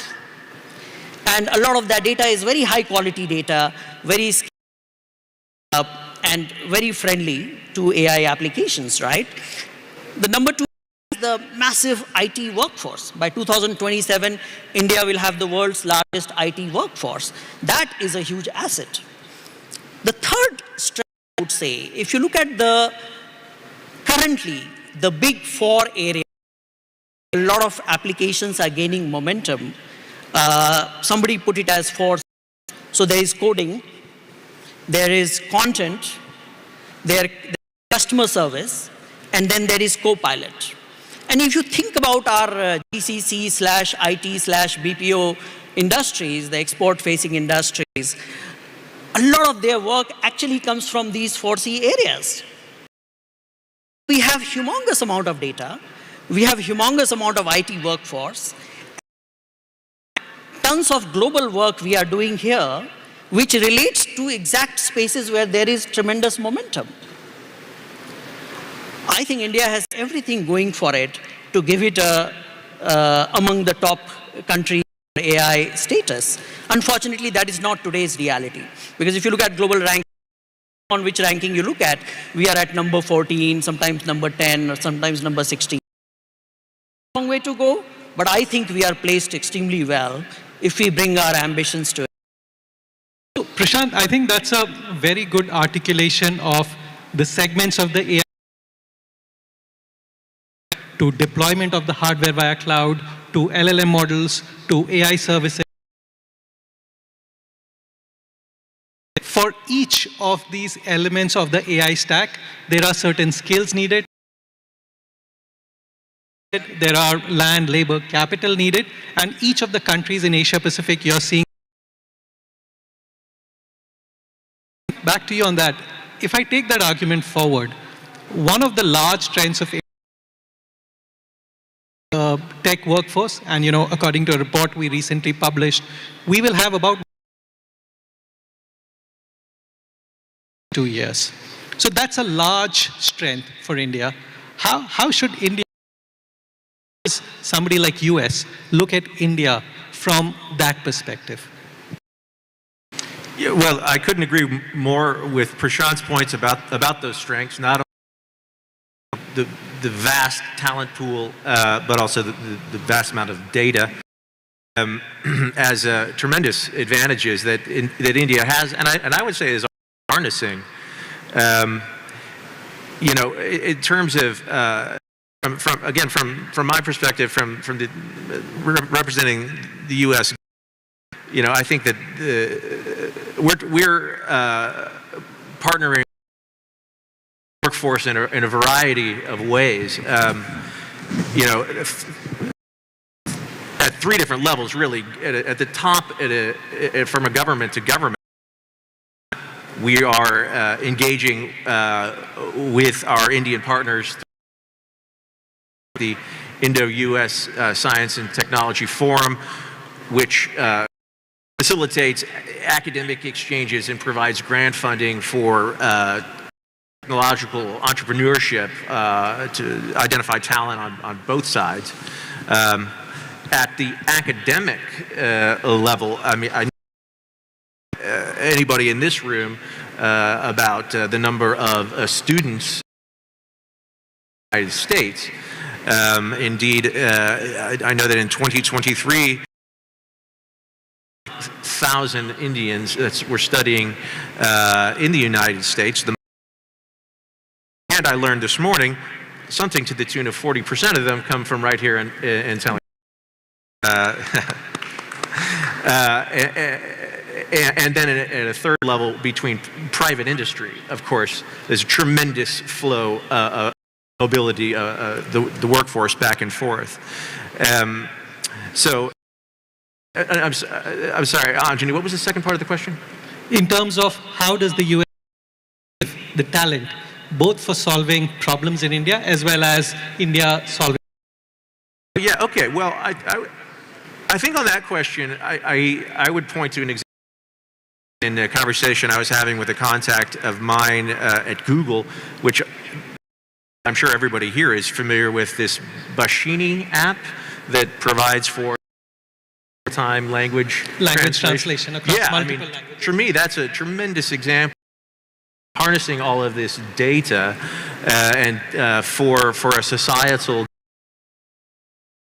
Again, I think a very wise policy, well executed on the part of the Indian government, and yeah, those are examples of I think where India is on the right track and is already harnessing its vast pool of talent. You know, one of the things we've been hearing both yesterday and today, Prashant, growing prevalence of AI. Questions around bias, around safety are becoming very prevalent. So what strategies do you see globally governments using to solve for that? And how can India become a leader in that? Because if we can do that well, clearly set the standards, you know, that will be a point that India has to leapfrog. This can be a great way to do that. So thing is regulation itself. I think the California draft bill, SB 1047, came just a few days back. Before that, a few months back, you had the EU bill, which I felt was very well thought through. I mean, still 2 years it will be implemented, but I think a very serious set of proposals have been floated around there. And I see somewhere between the two becoming the norm for rest of the world outside of China. All right. So clearly, for India would be to join the conversation into a government-to-government, maybe some industry thrown in relationship. Maybe India should champion the setting up of a World Intelligence Organization, a WHO, given that AI is going to so fundamentally transform the world that we live in. I mean, you spoke about $70 trillion out of the global economy coming from there. Yeah. So a World Intelligence Organization championed by India, but bringing all the key players into that fold is definitely one way India can try to innovate the ecosystem and bring some decisive guardrails into that. The second part is, suddenly I have to bring you down to the grassroots. The truth is that all the content labeling and tagging and, you know, if you want to eliminate bias, human feedback is one very good way. But there is no very simple way to do it. You just got to have lakhs and lakhs of people sitting and saying what's good, what's not good, what's right, what's wrong, and so on and so forth. That a lot of jobs there waiting to be harnessed if we play it right. So if you talk about India's role in addressing the issue of bias, maybe that is one, right? The fundamental fine-tuning technologies like reinforcement learning on human feedback actually depends to train AI at a mass level instead of a few coders sitting there in Silicon Valley and telling the model what to do. Right? The third thing I would say, one issue of bias is ethical and legal bias, but then there is I think an even softer and subtler issue of cultural bias. That AI can become a force for brute homogeneity in terms of culture, and that in order to ensure a heterogeneous foundation model, for instance, a heterogeneous output applications, which contextual outputs to local hyperculture, I think India can stand for hyperculture layer. India can build a hyperculture layer. If you look at the insane diversity we have, we are a microcosm of the world, right?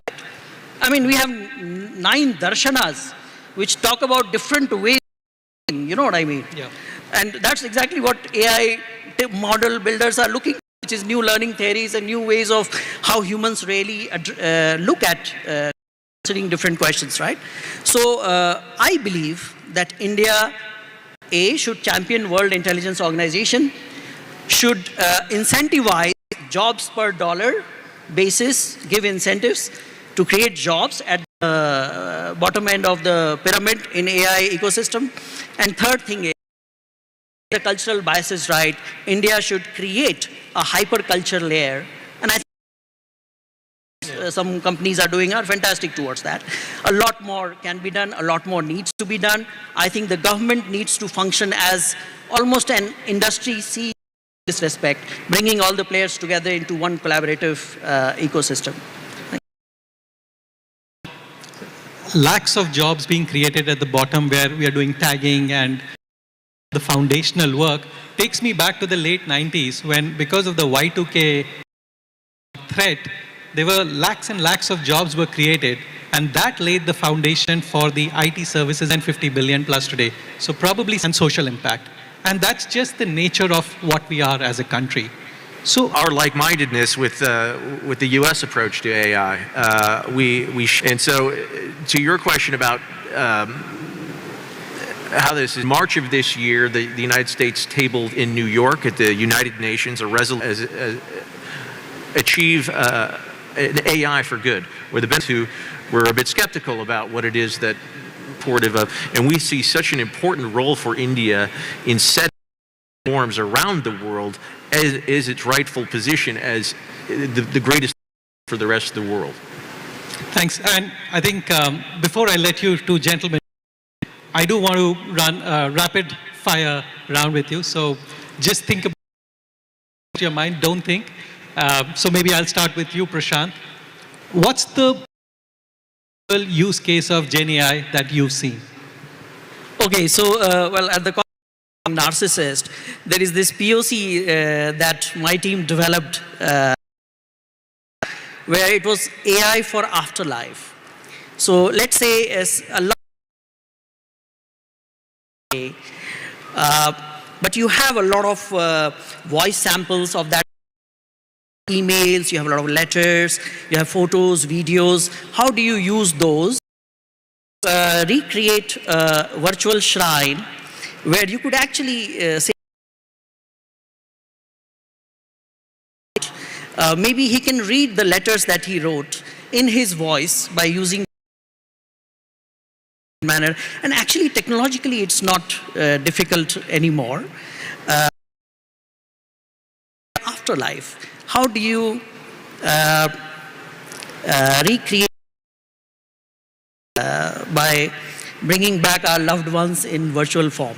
Not to the extent you see in the Black Mirror, but so not to the creepy extent, but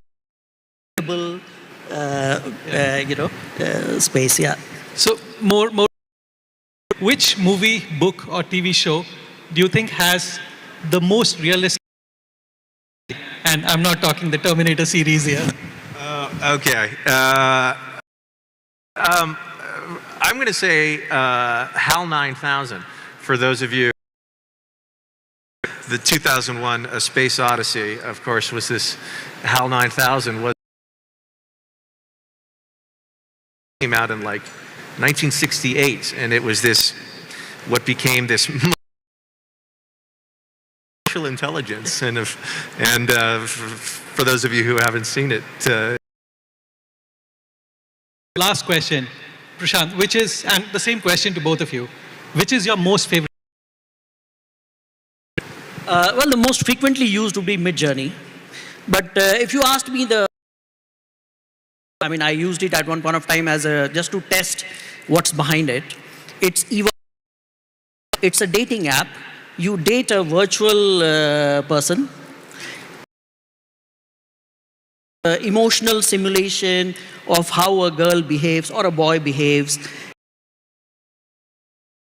And stuff like that. I thought it was really impressive. And mind you, it wasn't that was impressive. And I always say that You know, we often forget that part. Even when we are trying to do AI teaming, how that teaming dynamics will work, how will that teaming psychology work, do not produce the results that we train them for. So yes, it's the magic in Gen AI. Eric, last word to you. Which is your favorite app on your phone? Yeah, I would say, okay, so I've got this one, is an app where you point it at a plant. I could point it at any one of these. I think there are several like this. It immediately identifies whatever flower, anywhere. It does so instantaneously, and not only that, like you can turn brown, and you point it and take a picture, and it'll tell you, oh, you're or something. It'll help you to better care for your houseplants, which I know is kind of a. That's an example of like the power of AI. I mean, we didn't have anything like that. Thanks so much, Prashant. Thanks, Eric, for your time. I just want to close by one of the statements that front office of world's AI revolution. So clearly, given by what we heard from in front of us as India, then as states, as Telangana, clearly there's a large opportunity, trillion or more, and it's up to us to make the most of our competency on that. Again, thank you so much for your time, and thank you, audience, for your. Thanks so much. Thank you.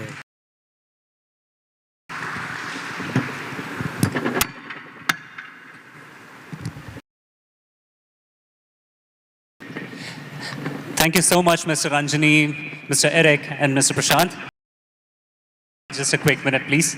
And I request Deputy Secretary Shri Bhavesh Mishra ji to felicitate our panel members here. Ladies and gentlemen, a big round of applause for the three panelists here.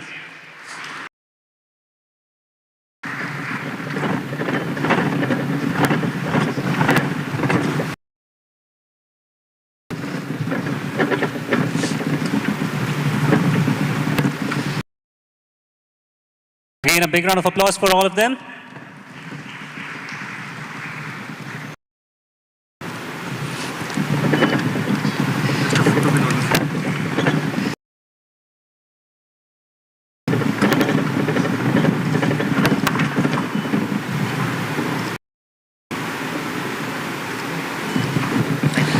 Thank you.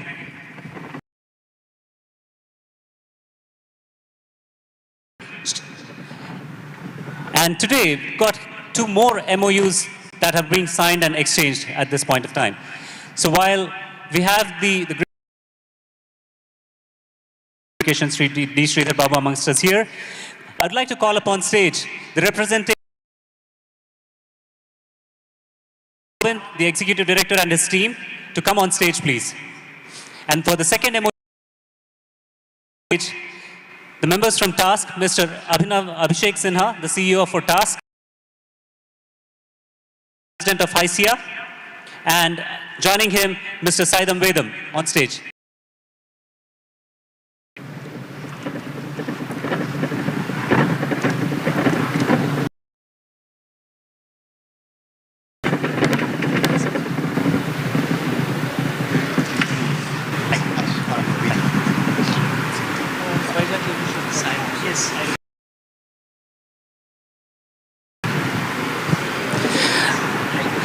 I stand corrected, it's Mr. Shrikant Sinha.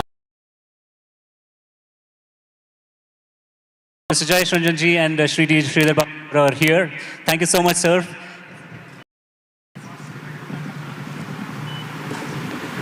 We're exchanging the MOUs here.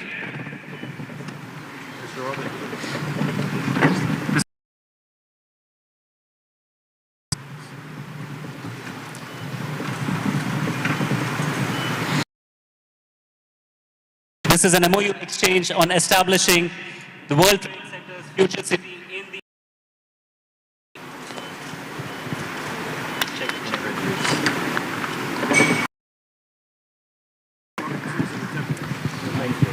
Sorry, the mic.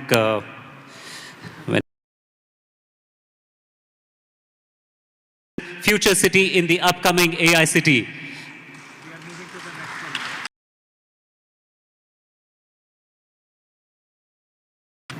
And next, I'd like to call upon the task and HICIA members and teachers in the space of AI.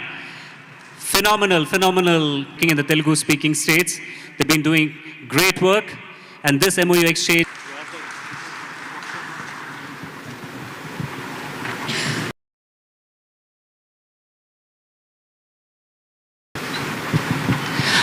I'd like to call upon stage the UNDP representative.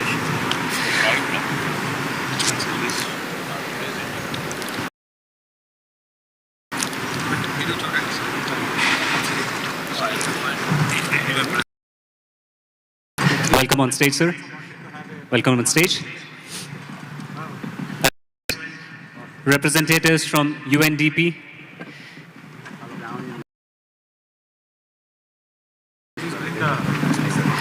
This is going to be a poster launch by UNDP.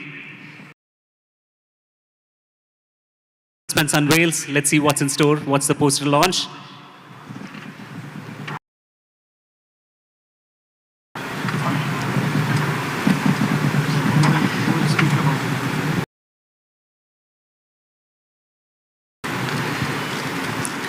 Once the photo op is done, I'd request the representative strategies poster that they have launched here this afternoon. Oh, sorry, this morning. Please, sir. Mr. Chandra. Yeah. Mr. Jayachandran here from UNDP. Please give him a big round of applause. And so UNDP is technically supporting many state works. So one of the model which we have proposed for Government of Telangana is to create the innovative, because the skill development in AI sector needs to be emerged as Government of and Skill Development University. So we would like to create this framework for the Government. Framework is going to be helpful for the all the stakeholders, including the supply side, of discussion with the industries, educational institutions, and employers. To we are having a discussion with all the stakeholders to create an effective model for Government of Telangana. Guidance. Thank you so much for your support. I'd like to request our Honorable Minister for IT, Electronics and Communications Industry to address the gathering here this morning.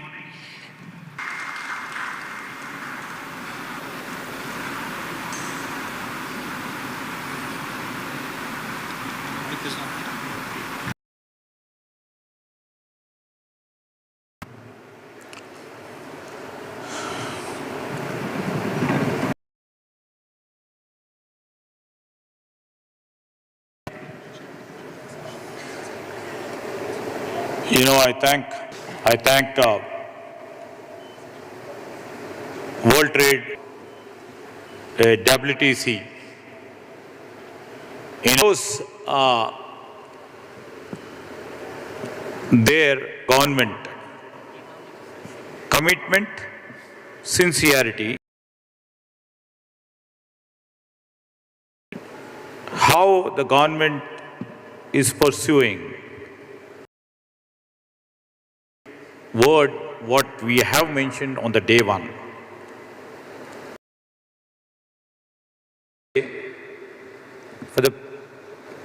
For the past 1.5 days,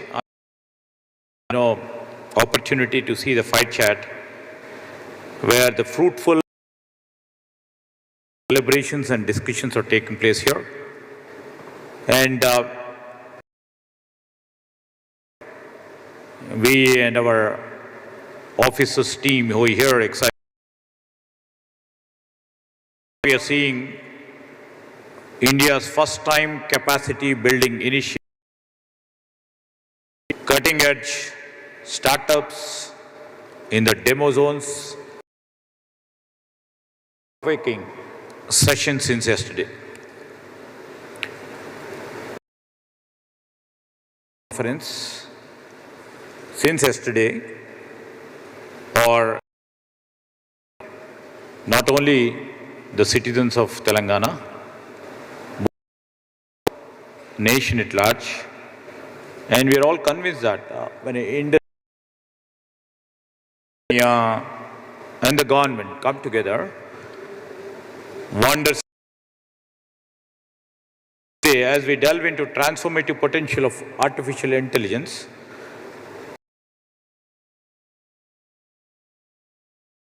powerful technology. As we all know, AI is capable of doing a remarkable good, poses too many challenges. At Telangana, we're committed to an AI-driven future for the greater good, but also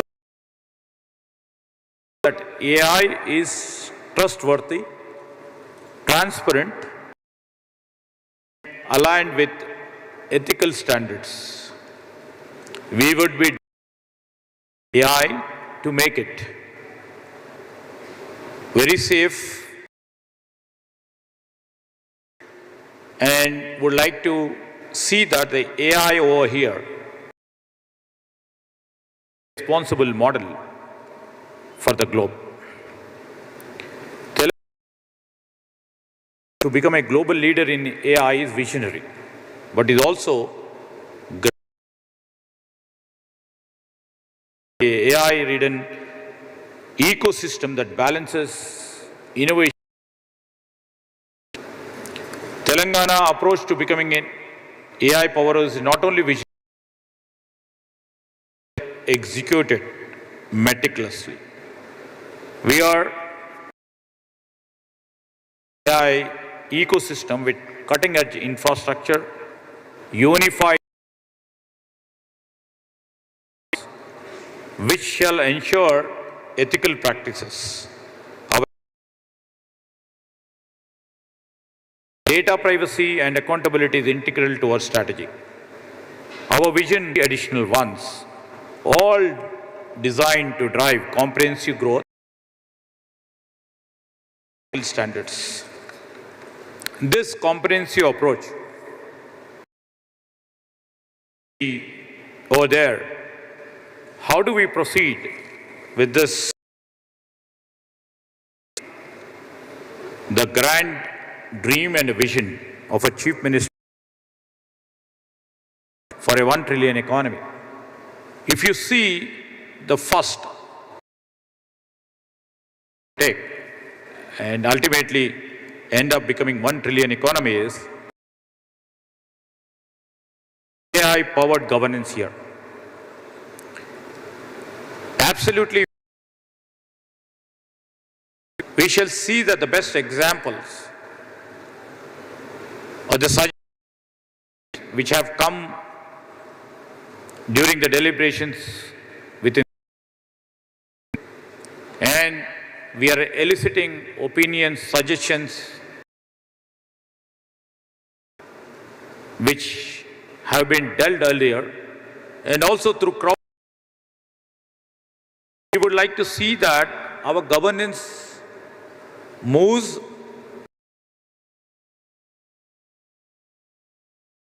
starting from one department, education, medical care,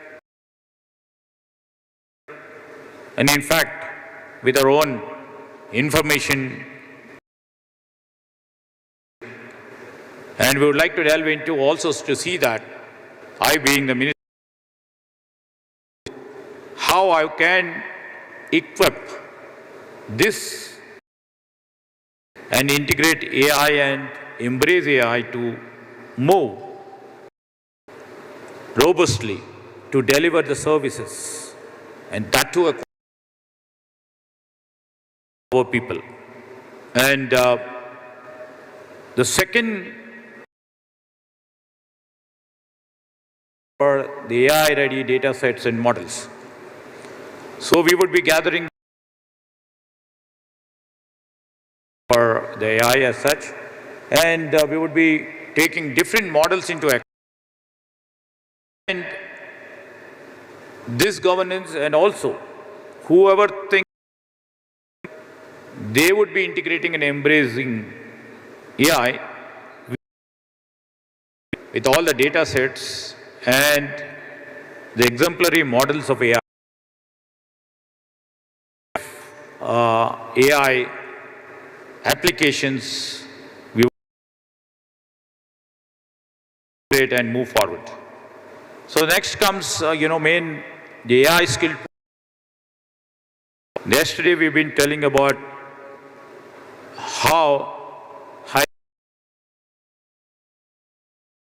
with the talented engineers who does lots of work for the all GC stationed here. They have to reskill themselves.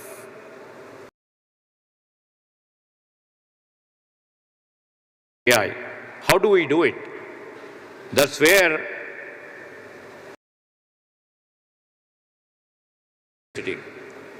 the thought process have come, and the exposure to our the other software tools as to get exposed to the reskilled and upskilled. We just start at Skill University. When we started, policy in initial stages, we just thought of high-end technologies being the prime focus. But later, it has become one of the part to reskill and upskill the technologists over here who are into AI. So we have gotten different faculties into this, our skill university. That's how we would like to become. The other part is we would like to become the skill capital tomorrow. Companies or the organizations who needed the skill in any vertical of the industry will be looking up to the state of Telangana and to the city of Hyderabad. And we will be ready with the skill. The skill required will be positioned here in all terms, especially. We have just seen the task and the other, they are on the process of training about 10,000.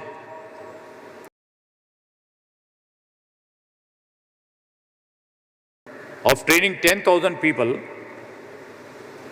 on the lines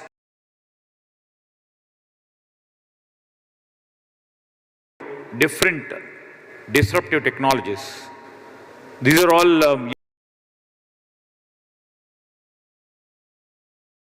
AI enhanced ecosystem which will be created. Any vertical, if you see, that's how the stage will be going by. And next comes. Yesterday we made a strong mention about it, and we have shown the AV also. Parts of this where we try to introduce the centers of excellence for everything. We have a center of excellence of artificial intelligence, center of excellence, and also tomorrow we will be having the center of excellence. Now we, and the next would be quantum computing, and make us drive to see that we in terms of the centers of excellence which are existing over here. Why did we mention AFI, everyone? In the process, the new technology, especially the state of Telangana, and we tend to see the democratization coming up. That's how we would like to take it, because if we see, and there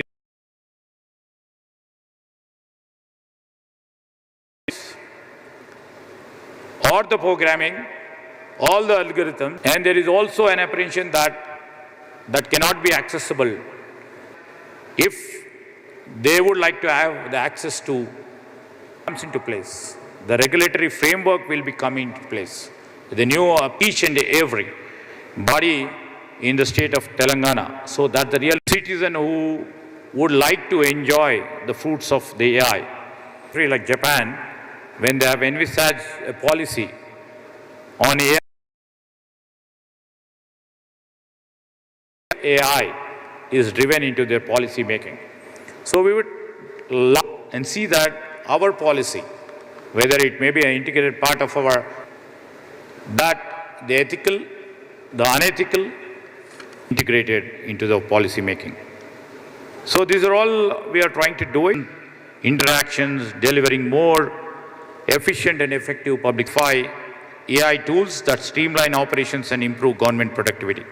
As I mentioned earlier, on a skill university which is named as Young India, the father of nation, when he has started it with a large population of young Indians who literally see the skill university on the name of Young India Skill University of the recent AI curriculum, what I've been mentioning earlier, when the hackathon across 5,000 government schools, we shall impact this. Where do we draw the inspiration from? This inspiration model, which introduced AI courses nationwide to and tailor this approach to our unique needs. We are ensuring that our students not only gain foundational AI skills. As you know, the computing capacity marketplace, over 100 AI startups with subsidized shared services, capacity through partnership, such as which shall be crucial for accelerating our hyperscale capabilities. 2 gigawatts over the next 5 years will sufficiently drive our near Hyderabad, will serve as a dedicated ecosystem for AI research, AI school. Building on top of this fund, more 3 initiatives which shall fuel the growth and truly position us our state towards 1 trillion economy. The first,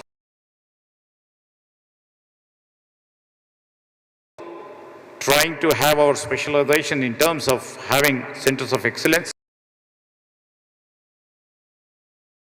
The cutting edge technologies or disruptive technologies, and also finance, and also in the driving industry, and bringing competitive advantage for our state. Towards AI, over 70% of the company are allocating more than AI is equally and uniquely positioned to capitalize on this momentum. It's not just an event, what you're witnessing today, it is become a pivotal milestone in our journey to establish Telangana is unequivocally AI powered, and Telangana is startups, policy makers to join us in this transformative journey. I'm proud to say that, in the recent visit of our Manat American Telugu Association, which they have started their classes. Thank Mr. Srinivas Ganagoni, the president over here, who had come from US. We make lots of MOUs over a period of time. We have seen many governments is a different aspect altogether. And I thank, artificial intelligence and who have come all over here. Telangana to partner with the Department of Information Technology.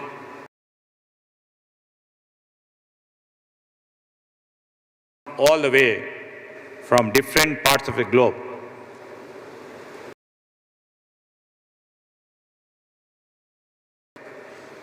Let us move forward in our journey, an integral tool for each and every citizen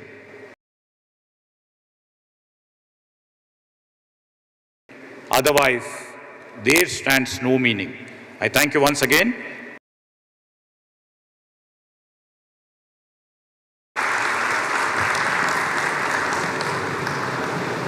Thank you on print for how Telangana will become a $1 trillion economy with the help of AI. And we are so thankful for you to be here this afternoon. I forgot to mention earlier that this is done in partnership with the government of Telangana's AI and AI skill literacy. So it's a wonderful initiative. Guys, if anyone is interested, wonderful opportunity to do that.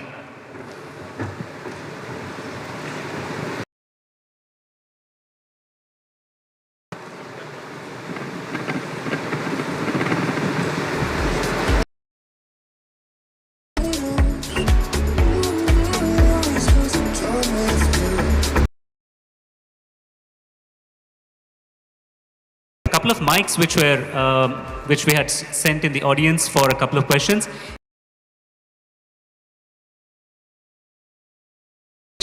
Area we need them. Thank you so much, sir. Panel discussion, which is a spotlight panel discussion around the governance of AI, and to lead India CEO of YCP Octus, and on the panel will be Ms. of Yota Infrastructure Solutions. Please put your hands together for this next session.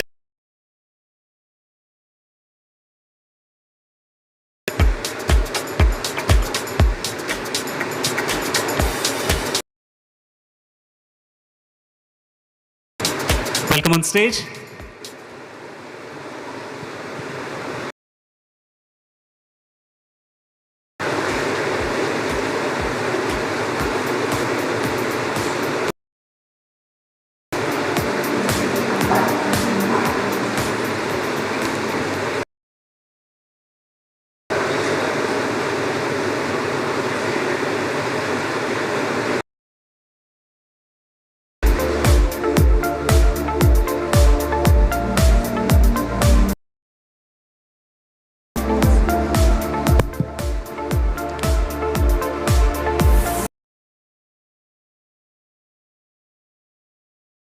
Can you guys all hear us right at the back? If somebody can just heard, that's fantastic. Thank you. So we had like this fantastic address, IT Minister, and really nice to see all the initiatives running on the AI side and how it will help to. As you all are aware, our panel here, Sovereign AI for India, and we have Vishal India and Sunil from Yota. Both very passionate about India and the fact that it's poised for some significant. Very passionate about AI and how AI is going to help propel India. AI also needs India. I think they believe in both of these kind of paradigms. Willing to do more than their bit to help build that digital. I've kind of got a few questions for them, which I'll.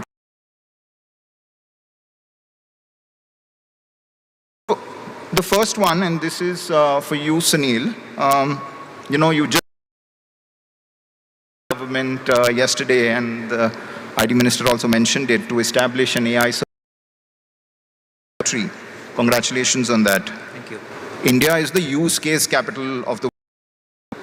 So, when we talk about sovereign AI, and help us demystify this a bit, for sovereign AI for India. Thanks, Manish. Good.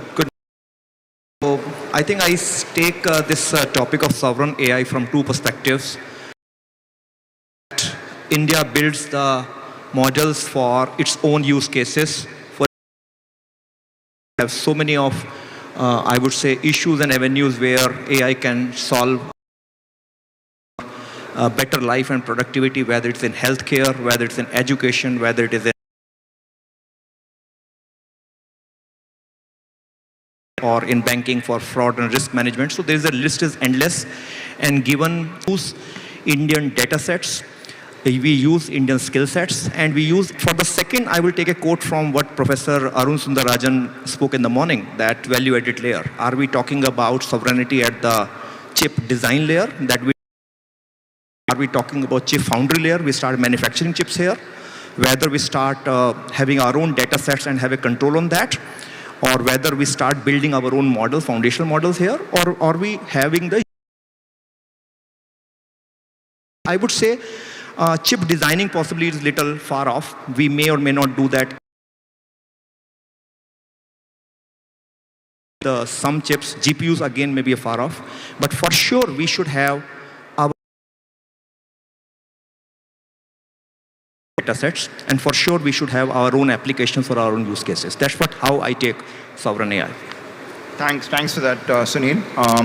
So our own foundational models to start with, and our own sets of large data sets which can kind of propel our domestic AI.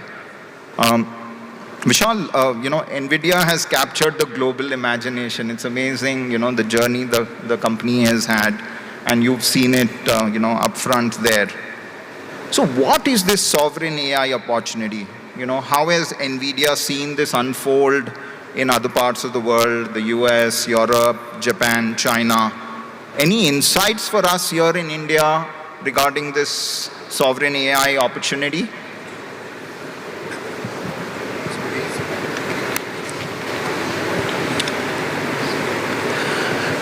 We stand at a very, very interesting period of time. Most of the people in this room represent the IT industry. And I know that there are consumers of IT, but this IT industry today stands approximately at about $3 trillion. $3 trillion producing software which is at a brink of moving into producing intelligence. Now, what is intelligence? Is uniqueness that differentiates me over Neil over Manish. You, between you and me, are organized, our states, our countries. That uniqueness and allows us to prosper. And that's the essence of the art. Now, a lot of people ask me this question: is this the right time for India to do it? Why should India do it now? And the answer is pretty clear. This is not following India's leading. India is at a stage where we are having grand challenges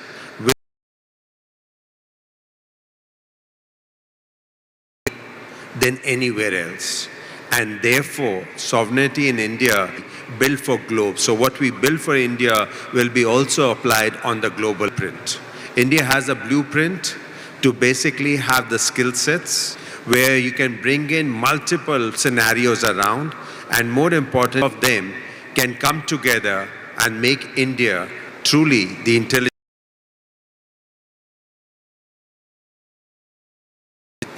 That's fantastic, Vishal. Intelligence capital of the world, built for India, and point, right? Everything in AI today is in. We talk about AI in Indian languages. We had Pratyush from Sarvam about the stuff that he was talking about. So how important is this, Sunil? If you could just enlighten us on that. See, I think AI is not the end. AI ultimately is a means to achieve an end purpose. It really can be a better interpersonal communication, connecting Indians together, so many diverse languages, increasing their efficiency. So if India, with its diverse cultures, diverse languages, talking about the various regional dialects and other languages, 100+ languages. If we have to achieve this purpose of all the Indians very communicate communicate with each other and take the benefits of everything which a digital world has to offer have to be in Indian native languages. And I think today we have already seen that so much of content are producing and consuming every single day thanks to very cheap smartphones which in India are there. Majority of the content Indians are creating are in native languages in our and not into actually urban cities like this. So if AI use cases which ultimately will have to really find success, it has to be in native languages, and all the more important why making their models in Indian languages, training the models in Indian languages, and even taking care of the various small need of the hour is we don't make AI text heavy, which means like people like you and me are very comfortable doing that. But if we want to have our fathers and mothers and our uncles, to have everybody take the benefits of AI, let's make AI voice-centric. I'm able to mobile or with the agent in my language, in my dialect, the way the language I'm comfortable. Should do all the magic at the back end and produce me the answer again in a voice which I understand. Penetration of AI and have a benefit of AI percolating to every single person. We make it native, we make it in the languages, make it sensitive to our cultures, and much more effect and penetration. You know, instead of just leaving AI in English. That's great, Sunil. I mean, we do need it, and it's great. There are companies out there and startups out there which are really making an effort to get this. And Manisha, may I just augment the point that Sunil is talking about? It's absolutely crucial for the people to understand that everybody, because the computing paradigm has learned to understand the representation of language. That's the structure of the language. Now, in the language, in 2014 is a period of time which is a golden period for you. Back the history, the coming of the Persian culture, the Urdu culture, coming down of the colonialism, the fact that Telugu 50-kilometer change. If you can solve that, that's such an important part, and that's what step forward. You can learn the representation of anything that has a. It could be chemicals, it could be proteins, structures. Even tomorrow in the city of Hyderabad, if we want to drive in an autonomous vehicle, the steering articulation can also be understood. And that's the larger benefit. So language is a great because it's inspiring. You narrate based on language, but everything has to unravel the complications and find solution. This is the of truth, and that's what exactly it means. Just wanted to add this point. And kind of which segues well into that next question that I have, and that's the local AI industry, you know, and Sunil also talked about it. Kind of processing large data sets and hence requiring that demand. How are you seeing that? That's, you know, kind of advantages that we have thanks to the skills that India has possessed. People around us, we became the back office of the world. So our biggest advantage is that therefore they're able to interact. Today we stand at a brink where the computer can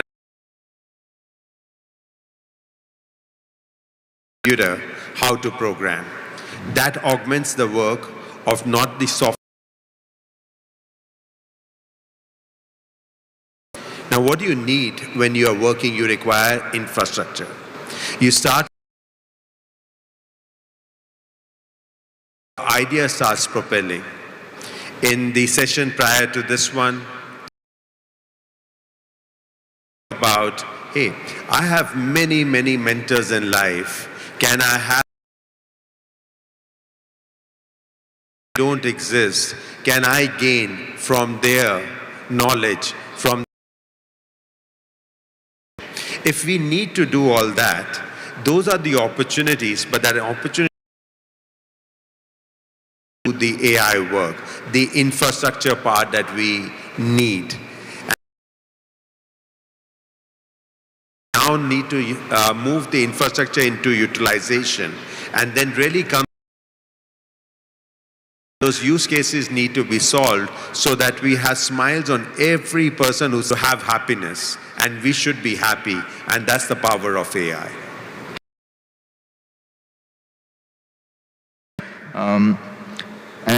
Yes, I mean, you know, so that demand that we trying to back that, right? They're procuring 10,000 GPUs as part of the. That's equivalent to $500 million, $500 million EU compute led investment. What is the GOI's objective behind this, Sunil? Where are they getting at? The fundamental objective obviously is to percolate AI in everybody's life, whether it is corporates, industry, various intergovernmental or government to citizens or citizen to citizen use cases, right? And India that for last 3 or 4 decades that we technology, whether it was computers way back in 90s or whether it is internet or whether it's smart 5G, everywhere India possibly was lagging maybe a US by 2. That technology on a mass scale and on a very, very cost effective way. We all suddenly we have seen the adoption of that technology by India at a much larger scale. We understand digital payments, how India is far ahead of the rest of the world. Same now is before us for AI. AI, India will be the largest given our population, given our digital enabled population. But what is our startups, our government bodies or research labs to in making AI models is the availability of AI compute infrastructure. Infrastructure is something which is very, very costly, right? You have even if you do that, you obviously need then data centers and power and many other things. What government of India is trying to do is actually to supplement, possibly they, in the initial 1 or 2 or 3 years, they will have to supplement the efforts of the private capacity GPUs to India, make it very affordable, make it in the hands of startups, research and education institutions so that they are propelled to make AI models. And once, let's say, a certain proportion of those AI models and use cases are commercially viable and public reasonable mass is achieved, then the government will say, okay, now we are coming back front. I think that is essentially always the government role. And I think by, and I'm always appreciative of India AI mission at Center is doing. And what they have done, number one, they have decided to do it themselves. So what the India AI mission 10,000 GPU story is, they are not saying they will procure GPU and they will make the industry to use it. They're actually asking private sector people like us, GPU, invest into data centers, invest into skill sets, make it cloud, make it affordable. But even we are contributing into bringing it to the masses at a lower prices. But even that, and that is where government is saying, we will subsidize the rates which you people are giving hands of startups. So this is, I would say, although it is just one part of that whole India AI mission, they have like funding the startups, you know, going for skilling, going for data sets. Again, by the way, yesterday and today when we are hearing, and today we were hearing the Minister Sir, it is looking like a reflection of which Government of India is doing at a center stage. They are touching upon every aspect of AI and starting with, you know, and that was, I can take the I would say, zeal and the hunger which I saw in the government of Telangana in getting somebody like us to build up a large data center and put up a GPU capacity of 25,000, very large even on a global scale. I think that is something which you saw in government of Telangana, and in the next 2 years. Almost every use case which we want to do in India will get realized once we do this. Yeah. That's wonderful. And I'm sure music to the ears of the startups here that they will have access to all that. Which brings me to that next question, right? Because this whole NVIDIA has almost a monopolistic situation, right, in the whole or the AI factories, which is a huge responsibility also that NVIDIA. How do you think of this, and what do you think is required to build supply chain which enables creation of these AI factories? Vishal, if you can. That's extremely an important aspect of it. We're working very hard to increase the supply lines, obviously the exceeding. And the way to think about this problem is that at the dawn of the period, the scaling law that was applied, which then Moore's law, was to allow you to bring more software within the price point.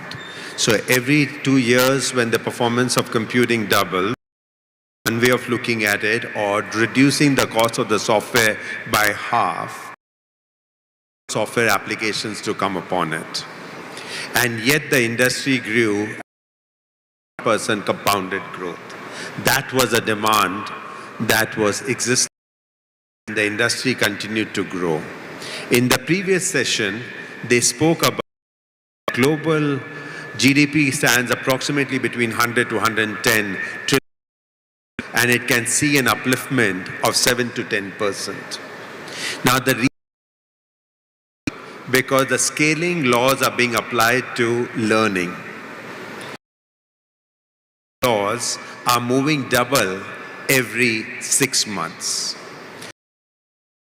So high that you have to have opportunities to continuously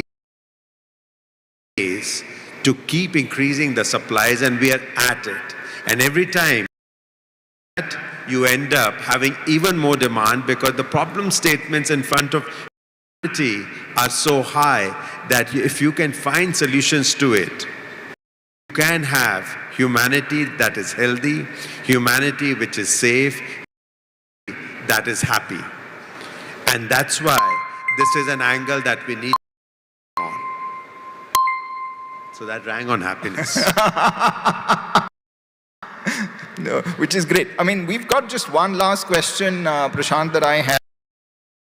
I hope you can allow me that grace, right? But we've stick to time otherwise. So this and supply trying to play catch up, and each time you catch up, demand kind of crawls ahead or like leaps ahead. But interest of time, we could have continued endlessly otherwise. So what to both of you, to the government personnel who are tasked with developing the map, so that is one constituent, and then the local AI startups are listening to this talk or able to view it on YouTube. So if I would like, Vish and then Sunil as well, and we'll have to wrap up unfortunately after that. Prashant is getting angry there, but for very quickly, net era. The new industrial era is the era of intelligence, and be transported from one modality to the next modality of your choice. Do not wait. Enjoy the ride. The train is moving fast. To Government of India is just appreciative of what they are doing. Keep up the work. Very, very balanced. I can tell the audience, I think some very, very serious thoughts is happening in ministry level. The India AI mission is a great step forward. So my message to them is keep up that good work. Enable the system. Don't start doing it yourself, which they are not doing. Just enable the industry, and industry will do it. Of course, put guardrails also. Make sure that there are reasonable regulations about use of AI, and that's what I'm sure government is taking care of that.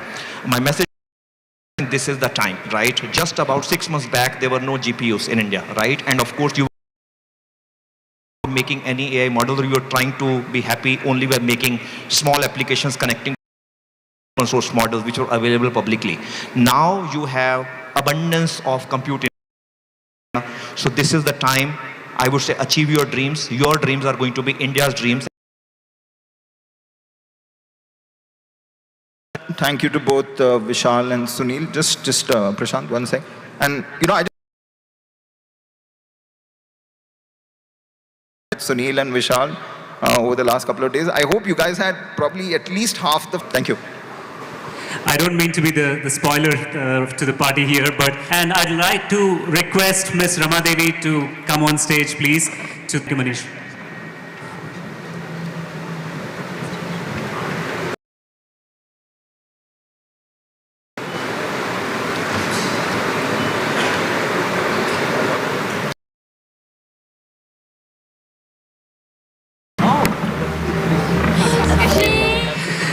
So while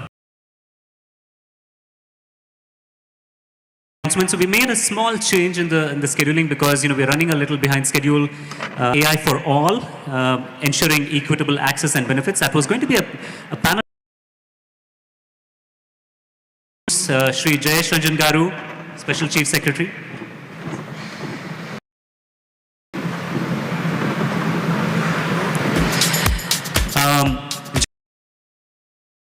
Sanjeev Gupta, who's the CEO from Karnataka Digital Economy Mission, and moderating that panel, Executive Director at JPAL at MIT. So that session is main hall in MR room 1 and 2. So anybody who's interested in learning about the governance or AI for all, please join there. That's in MR room 1 and 2. Let's move on to the next discussion. So we've spoken about the governance of AI and how do we build trust into AI systems, right? To have the privilege of calling upon stage Ms. Veronica Liskova, the ICT Counselor, Delegate, who's joined us here today.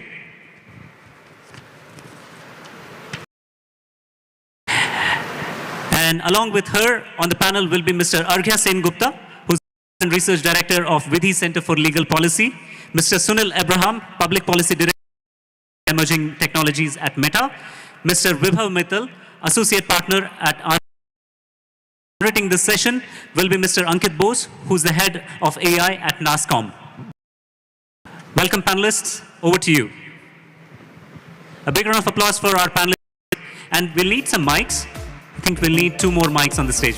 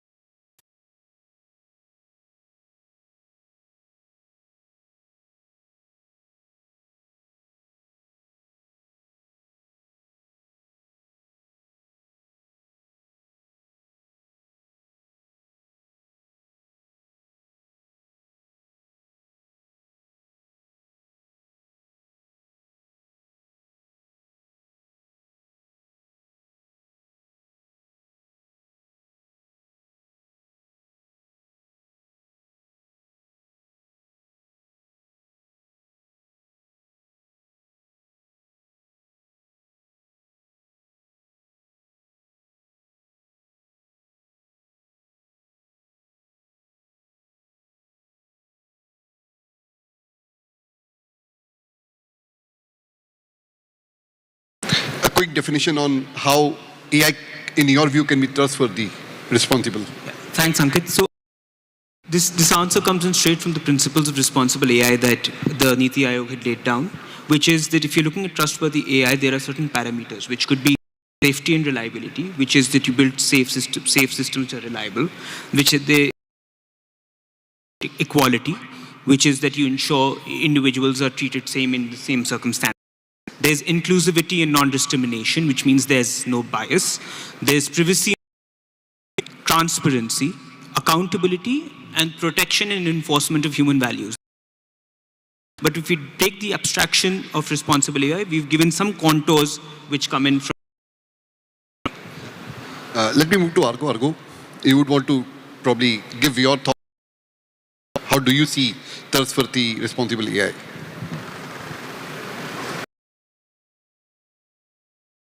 I think Vibhav has laid out the definition in terms of the principles. We see this at a time when the EU, the UK, the US and Israel have signed artificial intelligence, which is in some sense the first global treaty that tries AI and mitigate the risks. And the principles we find there are largely similar, laid out. So I think I'll just use one example. I was recently seeing that clinical intelligence machine, which has inputs from about a number of medical professionals from within the Apollo ecosystem to try and help decisions, which are mostly medical decisions. And of course, this will now have a from there. The critical point here that I want to focus on is which is the idea of participatory AI. When this kind of intelligence machine is being built by Apollo, it is critical, and I'm sure they have done it, I don't privy to the inside information, but that the design not only has inputs from nurses, has inputs from patients, has inputs from other stakeholders, going to be a critical part of that ecosystem. So it is important that we are looking at the design of the AI itself, that is participatory. If we have that, then some of these principles that he's spoken about, that we want the AI to be non-discriminatory, we don't want it to take decisions on the basis of factors, that we want the AI to be transparent, we want to know what kinds of data sets they've used it on. I think participatoriness and that the stakeholder ecosystem has a You would want to add anything to this? Just to agree with Vibhav on the principles and what Orgo said about stakeholder consultation or stakeholder participation. What Orgo said works both if you are operating in a or in an open paradigm. With an open paradigm, it's not just the explicitly identified stakeholders who can participate, everybody, and to push paradigm, some of the claims made in the open paradigm are easily verifiable compared to somebody who is making the very same claim in time. And it is not sufficient for a company like Meta just open models on Hugging Face. We also believe that we should release and 50 open data sets. One of the data sets is a data set called Casual Conversation. So if any model developer is building a vision model or a speech recognition model, they can use this data set to check bias across gender, across complexion, race, disability, of clothing and ornaments we wear, whether all of that is in open data sets, also important in this the environment.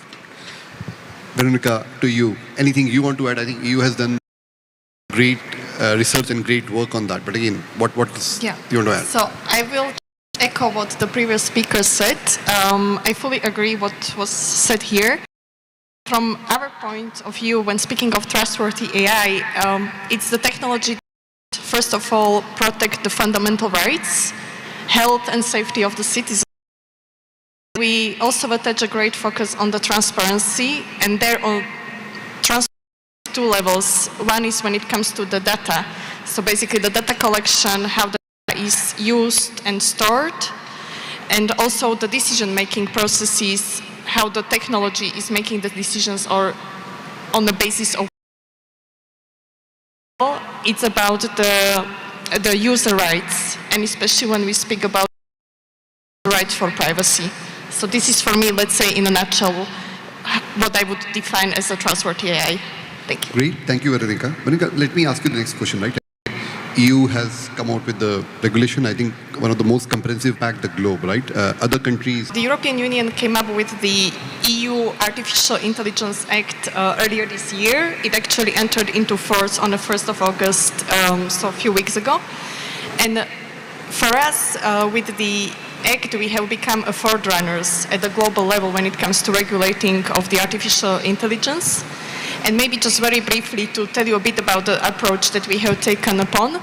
It's a risk-based approach where we are looking at the regulation proportionately to the amount of the risk which the technology brings to the citizens.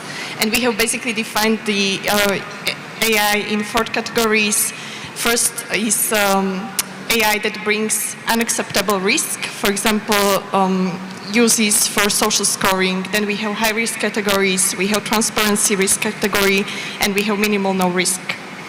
And the main part of the regulation is actually focused on regulating the high-risk cases, which if would not be regulated, would be actually harmful. But as long as they comply with the regulation, they can be in the market. And I also want to say that there is a lot of, let's say, common misperception about the EU being just regulating or even over-regulating, but in fact we invest a lot also in AI development, deployment, and capacity building. And now, coming back to your question, the EU has been working a lot with global frameworks such as G7, G20, Global Partnership for AI, but also bilaterally with a number of countries, be it US, UK, Canada, Japan, and also India. And we believe that the risk-based approach might inspire our partners at the global front when they come and when they will want to create their own regulatory frameworks. Because in our view, the risk-based approach is providing a good balance between the innovation and regulation. And I will stop here. Thank you, Veronica. Let me move to you, Vibhav. Vibhav, EU has come out with the law, right? Again, from your standpoint, how you see India handling the regulation, AI regulation, and what is in it for us to learn? What should we learn from that, right? That's an excellent question. So I think there are 2 parts to that answer. The first part is what exactly has India done so far, and then what could we do? So just to cover first what we've done so far, right? So if you're looking from an AI lens, we have the DPDPA, the Digital Personal Data Protection Act. We have certain IPR laws. I mean, even the parliamentary report review spoke about AI being a discipline of computer science, which extends IP laws to computer-related inventions. We have the Consumer Protection Act, which speaks about defect in products and services and looking at it from a consumer protection lens. In addition to that, we've had a certain level of cases. We've had the Anil Kapoor case, which sort of gave protection to personality rights because a generative AI tool was violating Anil Kapoor, famous actor's personality rights. So those are aspects that we already have. And in addition to these hard laws, we also have a lot of voluntary guidelines that have been published in the Indian context. I'm not going into too much detail, but to give a broad overview of that as well, because this information will also inform our approach broadly. We have the TEC, the Telecommunication Engineering Center's Fairness Standard on Bias Assessment Framework. We have the Indian Council of Medical Research Voluntary Framework on ethical guidelines on how AI is used in biomedical research. We have the TRAI, the Telecom Regulatory Authority of India. It published a paper last year which spoke about, it proposed a risk-based framework and said that high-risk AI systems could have legally binding obligations, but we don't have a formal risk classification in India. We also had another voluntary guideline published, the Complex Adaptive Systems, published earlier this year, which spoke about guardrails, partitions, manual overrides of systems, and transparency and explainability requirements. If we move away on types of AI systems, on generative AI, we have the NASSCOM generative AI guidelines that had come out, which is one of the few frameworks which speaks about soft law principles, voluntary guidelines in the generative AI context, which spoke about joint obligations on researchers, developers, and users in AI systems. So that's what we have already, which we can consider. So we're not reinventing the wheel. That's point one. Point two, when we speak about what India could do and what India could learn, well, let's come to the learning part, and then I'll answer what we could do. When we talk about the learning aspect, we, of course, Veronica here spoke about the EU AI Act. Now, when you look at the EU AI Act, I think conceptually, there are certain concepts, and I just want to put that out for the audience and for my co-panelists here, which at least there's an application of a legal lens, a technological lens to those concepts. And those concepts very quickly are human oversight, where we're talking about AI systems, where AI systems are being used as a tool. And you're talking about humans, they're being appropriately controlled and overseen by humans. And one point I want to add also here is that in the Indian context also, when we've spoken about existing laws or existing soft law principles, we focused on AI as it is today.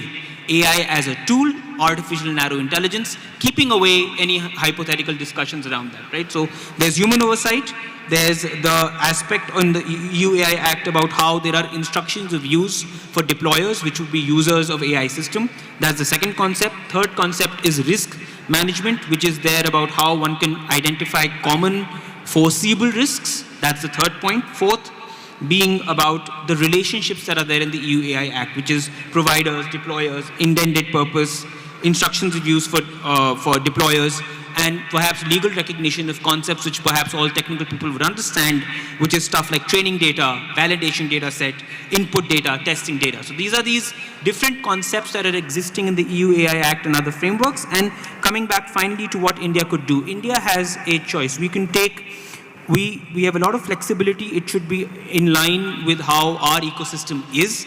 We have an option of going from a risk-based framework, which is a sort of a preemptive mechanism. We could also look at it from a harm-based angle, which is where the IT rules 2021 and the AI-generated content for intermediaries is being perhaps currently regulated. We can use different patchwork legislations that we spoke about and transgress them to AI, or we could look at a comprehensive AI Act. The more important part from an Indian context is I think there has to be a combination of different perspectives, because we have a very strong technological strength as a country. So we have to have a technological perspective, legal perspective, philosophical and general perspectives. And fourth, I think till we reach that consensus, we need mechanisms, and I'm going to touch on that finally when we spoke about critical steps, is about what, till we reach that consensus, how do soft laws, market-based mechanisms help us achieve what we want to do when you're looking at the regulations landscape. Thank you, Vibhav. Let me move to Sunil. So we heard probably the EU, again, Indian lens, right? Again, from the industry perspective. What do you think the measures can be deployed by commercial AI products, AI developers, so that, it's ready, the AI systems are ready? Okay. Perhaps I can quickly also touch on the previous question, which is the European approach and what India could potentially learn from it.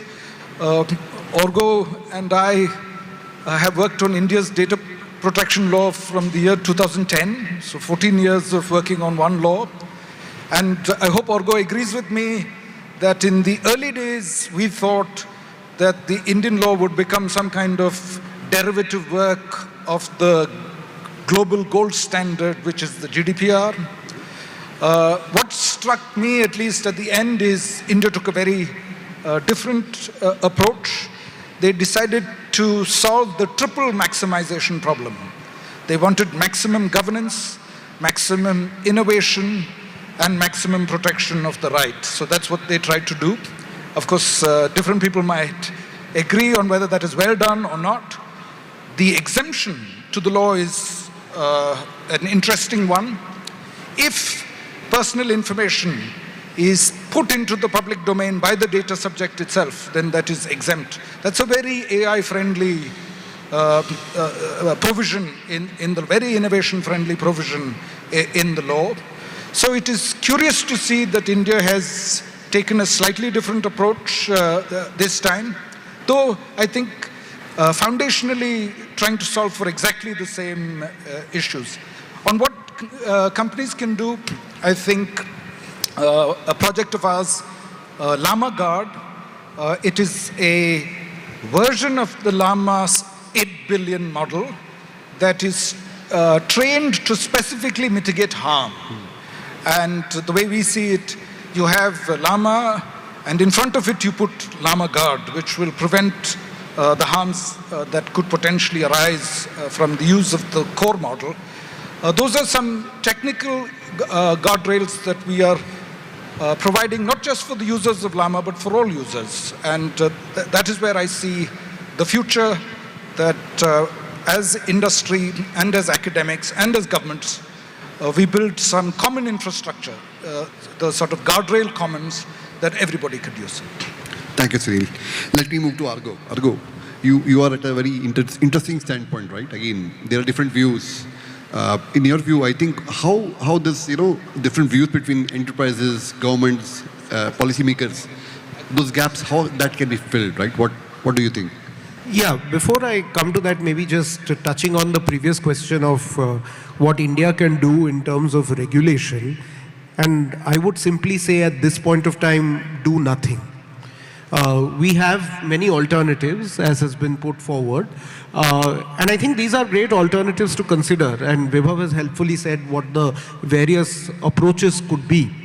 But I think whenever we look at regulation, and regulations such as the AI Act in the in the EU, the hard edge of regulation always falls on the smallest innovators. In India, a problem with our policy making sometimes tends to be, at least in tech, is that we are thinking of Sunil and the big guys when you are regulating.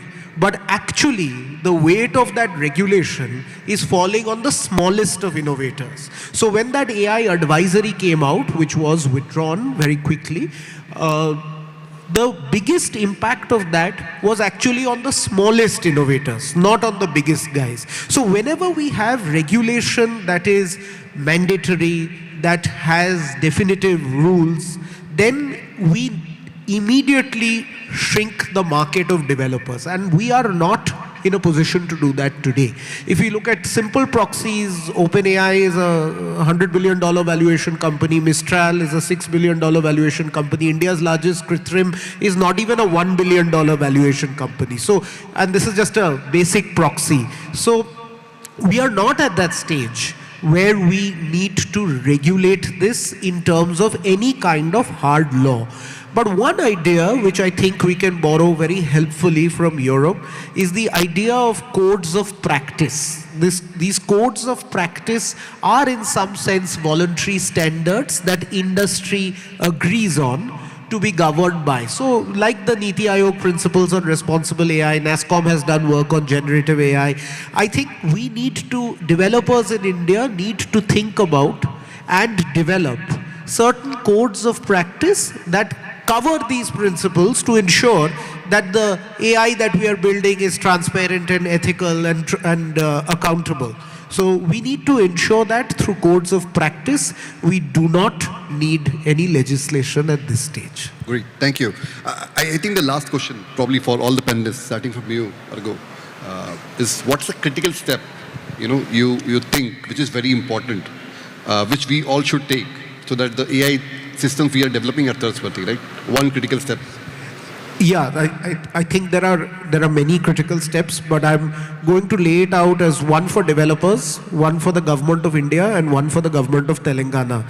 So as far as the developers are concerned, I think it's critical at this point of time, as Vishal was saying in the previous session, to get your head down and work on developing use cases where AI can be used. I see a wonderful set of use cases outside on the other side where you're looking at river development of Musi with AI-powered tools. I think that's exactly the critical step, that get down to work.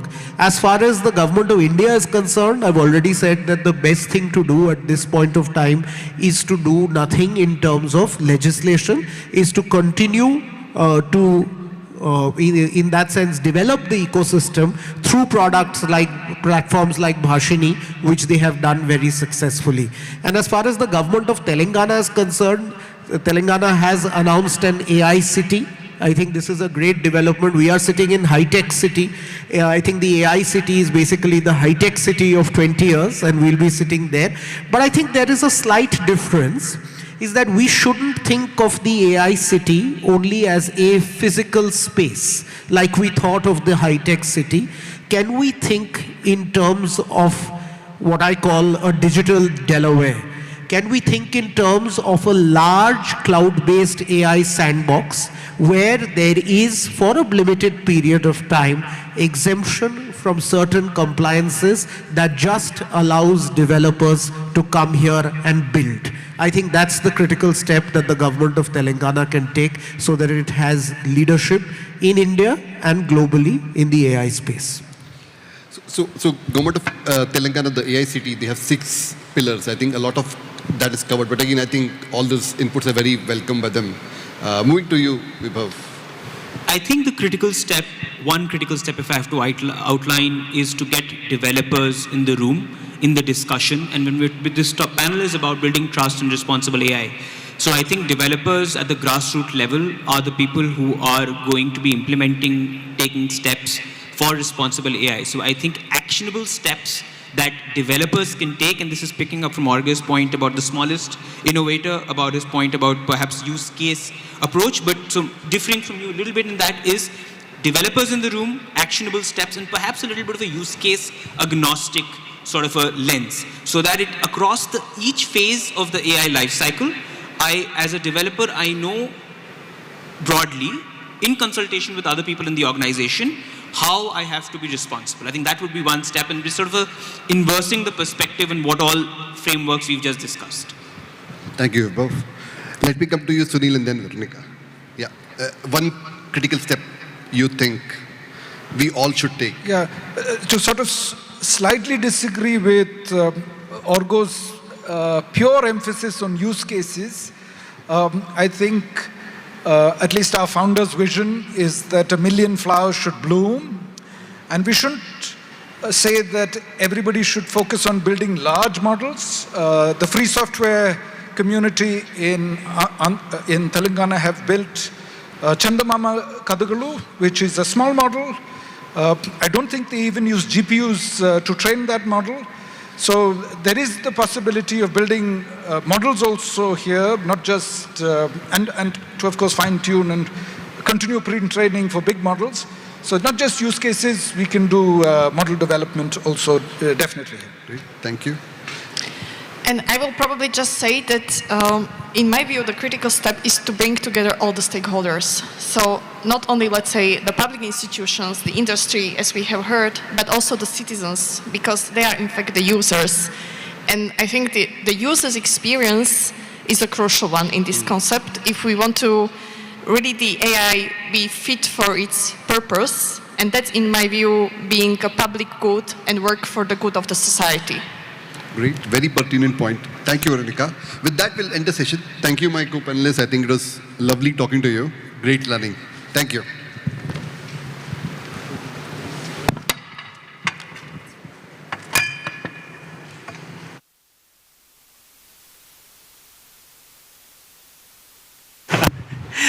Well done. Thank you so much, guys. So please put a big round of, give them a very big round of applause.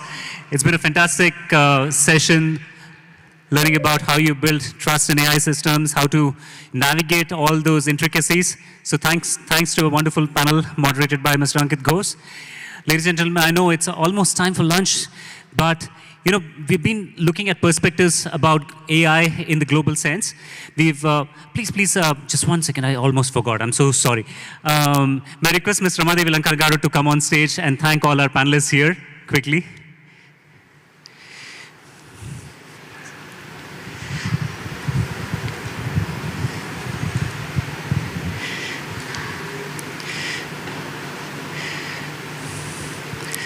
Thank you so much, ma'am.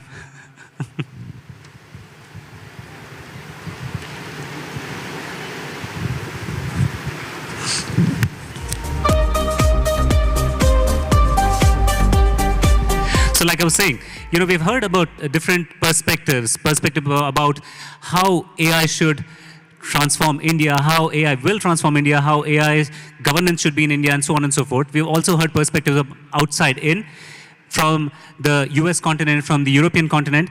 Now talking about a different continent, we are going to shift gears, we're going to move towards how the global AI landscape is going to look like.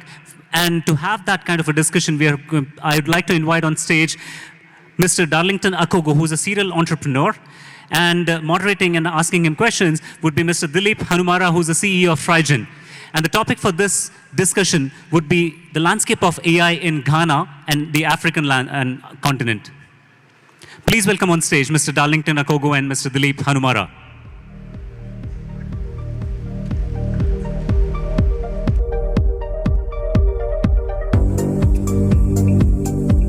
And I know some of you are getting eager for lunch, so I promise this will be the last session before lunch, last panel discussion before lunch, and then we'll break for lunch.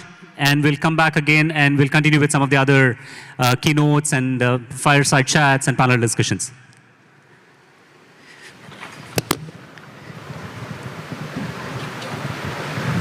Are you all set? Yeah. Over to you, Dilip. Thank you, Prashant. Thank you, everyone, for being here. I live in New York, and Darlington lives in Accra, Ghana. Looking at the global aspect of this summit. Before we get started, first I would like to thank the Minister, the Special Chief Secretary, Ramadevi Garu, Jayesh Ranjan Garu, and then Ramadevi Garu and the entire team for setting this up. When you're outside, you hear about India is the fastest growing economy, and everyone want to be part of the India growth story. But when you see a session like this, you get motivated to end up in Hyderabad than the rest of the country. So, Darlington, why don't you introduce yourself and talk about a little bit of, before we jump into AI, how digitalization has taken hold in Ghana, in West Africa, and the African continent as a whole. Sure. So very, very happy to be here. It's actually my first time in India, so it's quite a remarkable experience. It took almost 24 hours to get here, which was quite intense, but super, super worth it. Hearing all the sessions going on is amazing. So I'm Darlington Akogo. I'm the founder and CEO of Mino Health AI Labs and Kara Agro AI. So essentially, we've been building AI solutions for healthcare and agriculture since 2016, 2017. Currently, we have a generative AI system we've built, so a foundation model for healthcare, biology, and agriculture. So we have this one AI system that can go from diagnosing diseases, prescribing medications, to being used to create new drugs. So using it for biology research to create either new compounds or new antibodies and potentially even vaccines. To bring in the question about digitalization is super, super important. Essentially, AI does not come in if you haven't digitized yet. And I think different parts of the world they have different approach, and it's very much effective. So if you take, for example, across African countries, there is a tool that is called DHS. Currently, the current version is DHS2. This is for mainly collecting medical data from facilities and aggregating it. For several years now, a lot of African countries actually have been using this. This goes as far back to like 2008 that they started adopting this.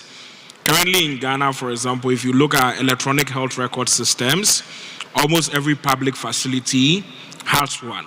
The private facilities also adopt it. So it made it easier for us to then come in and bring artificial intelligence and layer it on top of the EHR.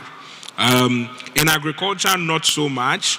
So that's one area that I think a lot of digitization also needs to happen if farmers are going to tap into the benefits of these transformative technologies. Yeah. Yeah, I mean, you're talking about DHIS2. I think even in India and South Asian countries, a lot of countries or some of the Indian states use the DHIS2 underlying infrastructure.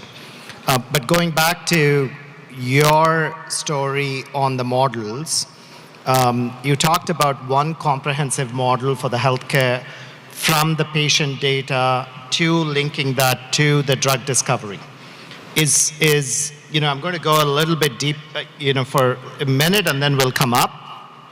Is that a foundational model by itself, or is it you took a pre-trained model and then are you fine-tuning it? It's kind of somewhere in between both, right? So if we try to train a foundation model from scratch, we would have to have a minimum of like $50 million budget to what? It costs about $100 million to train GPT-4. So we needed to do something a bit more innovative. So it's not really fine-tuning, because fine-tuning usually implies you are really narrowing it down to like one specific domain. It's more like we did continued pre-training, where we took a model that knew how to, write poems and draft emails, and then fed it a whole lot of medical and biological data, and then also data in agriculture, coding, and everything else. So, for example, right now, we have partnerships. We might potentially be the lab with maybe the most medical data in the world, and I'm not even exaggerating. We have over 6 billion medical records from different parts of the world. We couldn't even train everything with all the data we had, so we only had to select a portion to feed to our AI system. So yeah, we did a bit more of continued pre-training before then doing the post-training. That makes sense. I think yesterday and today we have a lot of guests talk about the difference and the resources that you need to actually build the foundational models. So now that you have a model which is trained on your data sets, can you talk about the applicability, where it is used? Is it primarily used in Accra or in Ghana and West Africa, or is it now looked at across the continent? Yeah, so this AI system is like super new. We haven't even done the full launch yet. But the interesting thing is that we have a number of partners that have already started using it. So, we are right from Ghana, Accra, so that was like one of the key starting points. So we have like diagnosis centers that actually use this to analyze mammograms as well as x-rays. So one feature we actually built into our AI system is not just diagnosis, it's writing medical reports in the formats that medical reports are written in. And so recently we had a team from Voice of America that came to do a report on how they use this. Essentially, we've brought down the cost of analyzing mammograms to detect cancer to something like 5 cents, right? So breaking that barrier. And then out of it, we have partnerships that are basically all over the world, from USA, Nigeria, Brazil. So a previous version of our AI system was actually used in over 50 countries across like 4 different continents. So yeah, and I'm sure this version is going to go even much wider than that. Yeah. So it looks like the previous model was used globally, and then it's proven there, and now it's used locally for multiple use cases. What are some of the benefits that you're seeing with this model being tried out in mammograms, in other labs, in patients? Talk about some of the benefits, and also, are there imitators? Now that this, if Voice America is picking up, I'm sure the word of mouth and other local media has spread it across. So do you see a lot of imitators also trying to replicate what you and your team did? Yeah, so use cases are like really, really incredible.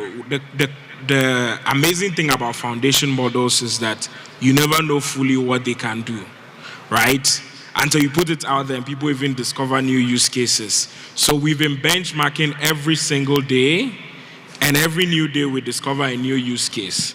So, and some weird things we find out is that there are certain tasks that you don't really train the AI system to do directly, but it can do it. One is being able to generate novel antibodies. There is actually no data sets that we had that directly did that. However, it usually makes sense. So you can call this emergence capabilities, but it makes sense because if you feed data across healthcare and biology, there's a lot of confluence factors that would lead to making it easier to generate antibodies. So we're actually learning all the new things that the model could do that we didn't train it on, and it's like a true surprise. But as far as imitation, I mean, it's not an easy space. So building a foundation model that is really good in a sensitive sector like healthcare is super, super difficult. Like, you need to really double down on cutting out hallucination, which is no easy feat. It took us, like, internally, we had to train like 5 versions to figure a number of things out. So yeah, there are a few people trying it here, but there's actually has not been one product that has been released that I would say is like a foundation model targeting everything. So someone might just pick one use case and stick to it. So they'll fine tune like some llama model to just do one use case. That's different. Getting it to be good across healthcare and biology is still super difficult. I don't think we fully solved it yet, but right now there are several tasks that the model is incredibly good at. So we just promote that, and then we build newer versions that can do much more. So you're highlighting that the barriers for entry are very high for imitators to continuously repeat what you're doing. But at the same time, when you hear conversation over the last yesterday and today on creating a talent, creating a collaborative partnership ecosystem to expedite, to increase the speed of innovation in this space, right? Talk about some of the things you're doing. Talk about some of the things that are happening across the continent on increasing, accelerating the innovation on the Gen AI and the AI space. Yeah, so, there's a lot of, especially for foundation models, you cannot really build them in silos, right? You need to collaborate. You need to work with different countries. So that's some of the things we've been doing. To build our model, we needed to collect data from literally all corners of the earth we can get to. There's still a lot of room to expand over there, but we try to get data from Asia, from North, South America, and within Africa, we try to get it from different countries. Even something as simple as clinical guidelines. Every country have their standard treatment guidelines and all of that. You don't want an AI system that just responds to things like everyone is in the US, which is what happens with a lot of chatbots that you pick up. So you need to go get the standard treatment guidelines from different countries and feed it to the AI system. So when someone comes in, they're like, oh, I have this condition, diverticulitis, but I'm in India. Your recommendation for treatment should be different. So we follow a number of partnerships, and, for example, I would say some agencies like GIZ also help to facilitate some of this partnership. We have development agencies that encourage a lot of that. Like, we work with the Bill and Melinda Gates Foundation. They encourage cross-partnership between different teams around the world. And currently we have partnerships we are forming in Brazil, so in South America, North America, across Africa. And I'm really looking forward to also forming partnerships here. So whilst here at the summit, I've already been having interesting conversations. So I'm sure in a couple of months, we'll also have strong partnership within India. Yes. I'm sure that interest is both ways, that you'll see a lot of interest even from Hyderabad and from India also to collaborate with what you're doing and with your peers. So no conversation on AI is complete without talking about policy, regulation, or some other risks that you perceive. So talk about those. How are you considering those? How are you mitigating those risks, the policy to come, the regulation and the compliances that you foresee? Yeah, I mean, it's a super complex topic, especially in certain sectors like healthcare. It's much easier for a sector like agriculture than healthcare, and we do both. So what I would say is that I'm not a fan of, we have to be politically correct because of, a number of points. So I believe some of the earlier speaker just mentioned that, the EU AI Act is not over-regulation. And I agree for the most part, but also there's a possibility that if we are not careful, the technology is so nascent that we might cut down innovation by just going to pro-regulation. And I'm saying this as someone who has worked on like health regulation and AI regulation for several years. So for example, I've been involved in the UN initiative with WHO and other UN agencies in creating AI regulations. What I would say is that it's better we look at existing regulations and put in a bit of an extension for AI than go create a whole new bunch of AI regulations. So what do I mean? In healthcare, for example, every solution is treated as a medical device, so far as it is involved in the clinical delivery pipeline. Now, if it is a software, it is termed as software as a medical device. AI is essentially software. So we got our AI system approved in Ghana by the FDA, and it was just evaluated as a software as a medical device. We don't need to necessarily do a whole lot of extension, but I think generative AI introduces some complexity, which is that you have one AI system that does multiple things. How do you certify that this AI system is approved? I don't think right now any regulator has certified an AI system for health application, because essentially to say that means you've tested for everything it can do and it's good across board. So yeah, it's a complex field, but I think there's a lot of things that we can learn and just adjust from this, yes. You're essentially saying don't go badass because you don't understand it yet. Wait for the data to evolve and, build on top of what already exists.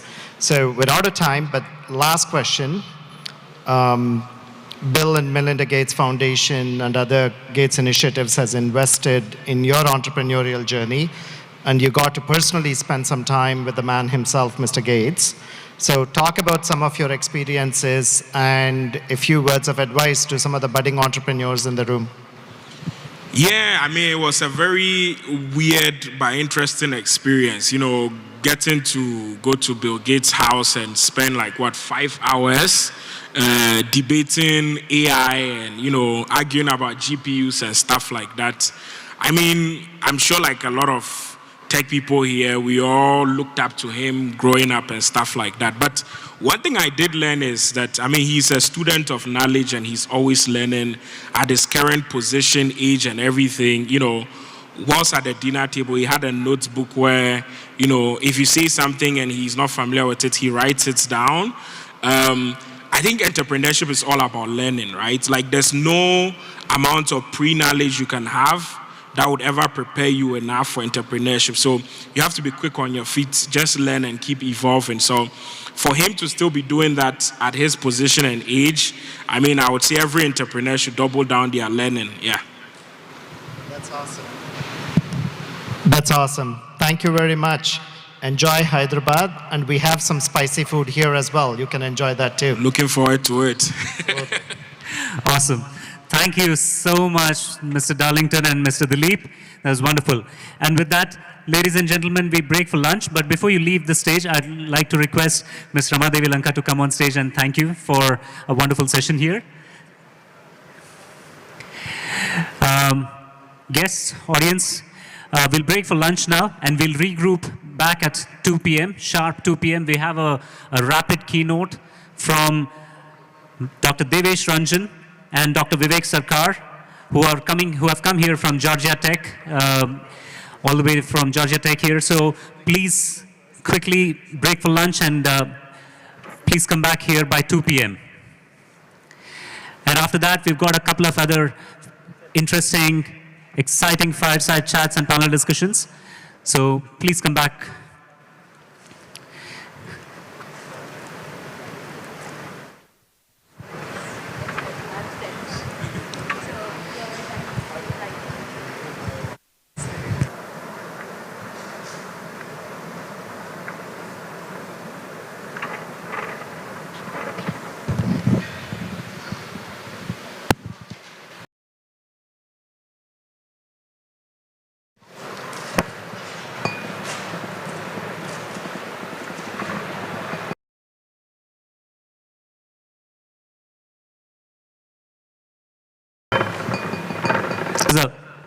Just as a quick reminder as well, there are parallel tracks after lunch that'll be happening behind the main hall as well as on the first floor.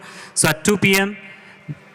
on the ground floor, MR1 and 1.1 and 1.2, there will be a session on reimagine the new code of innovation and transformation in GCCs with Gen AI.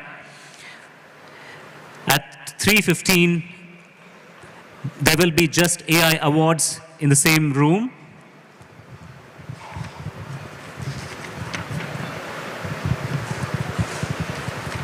On the first floor, at 3:15, there will be a discussion around AI for social good, innovation for impact by Wadhwani AI and NASCOM. So those are parallel track sessions.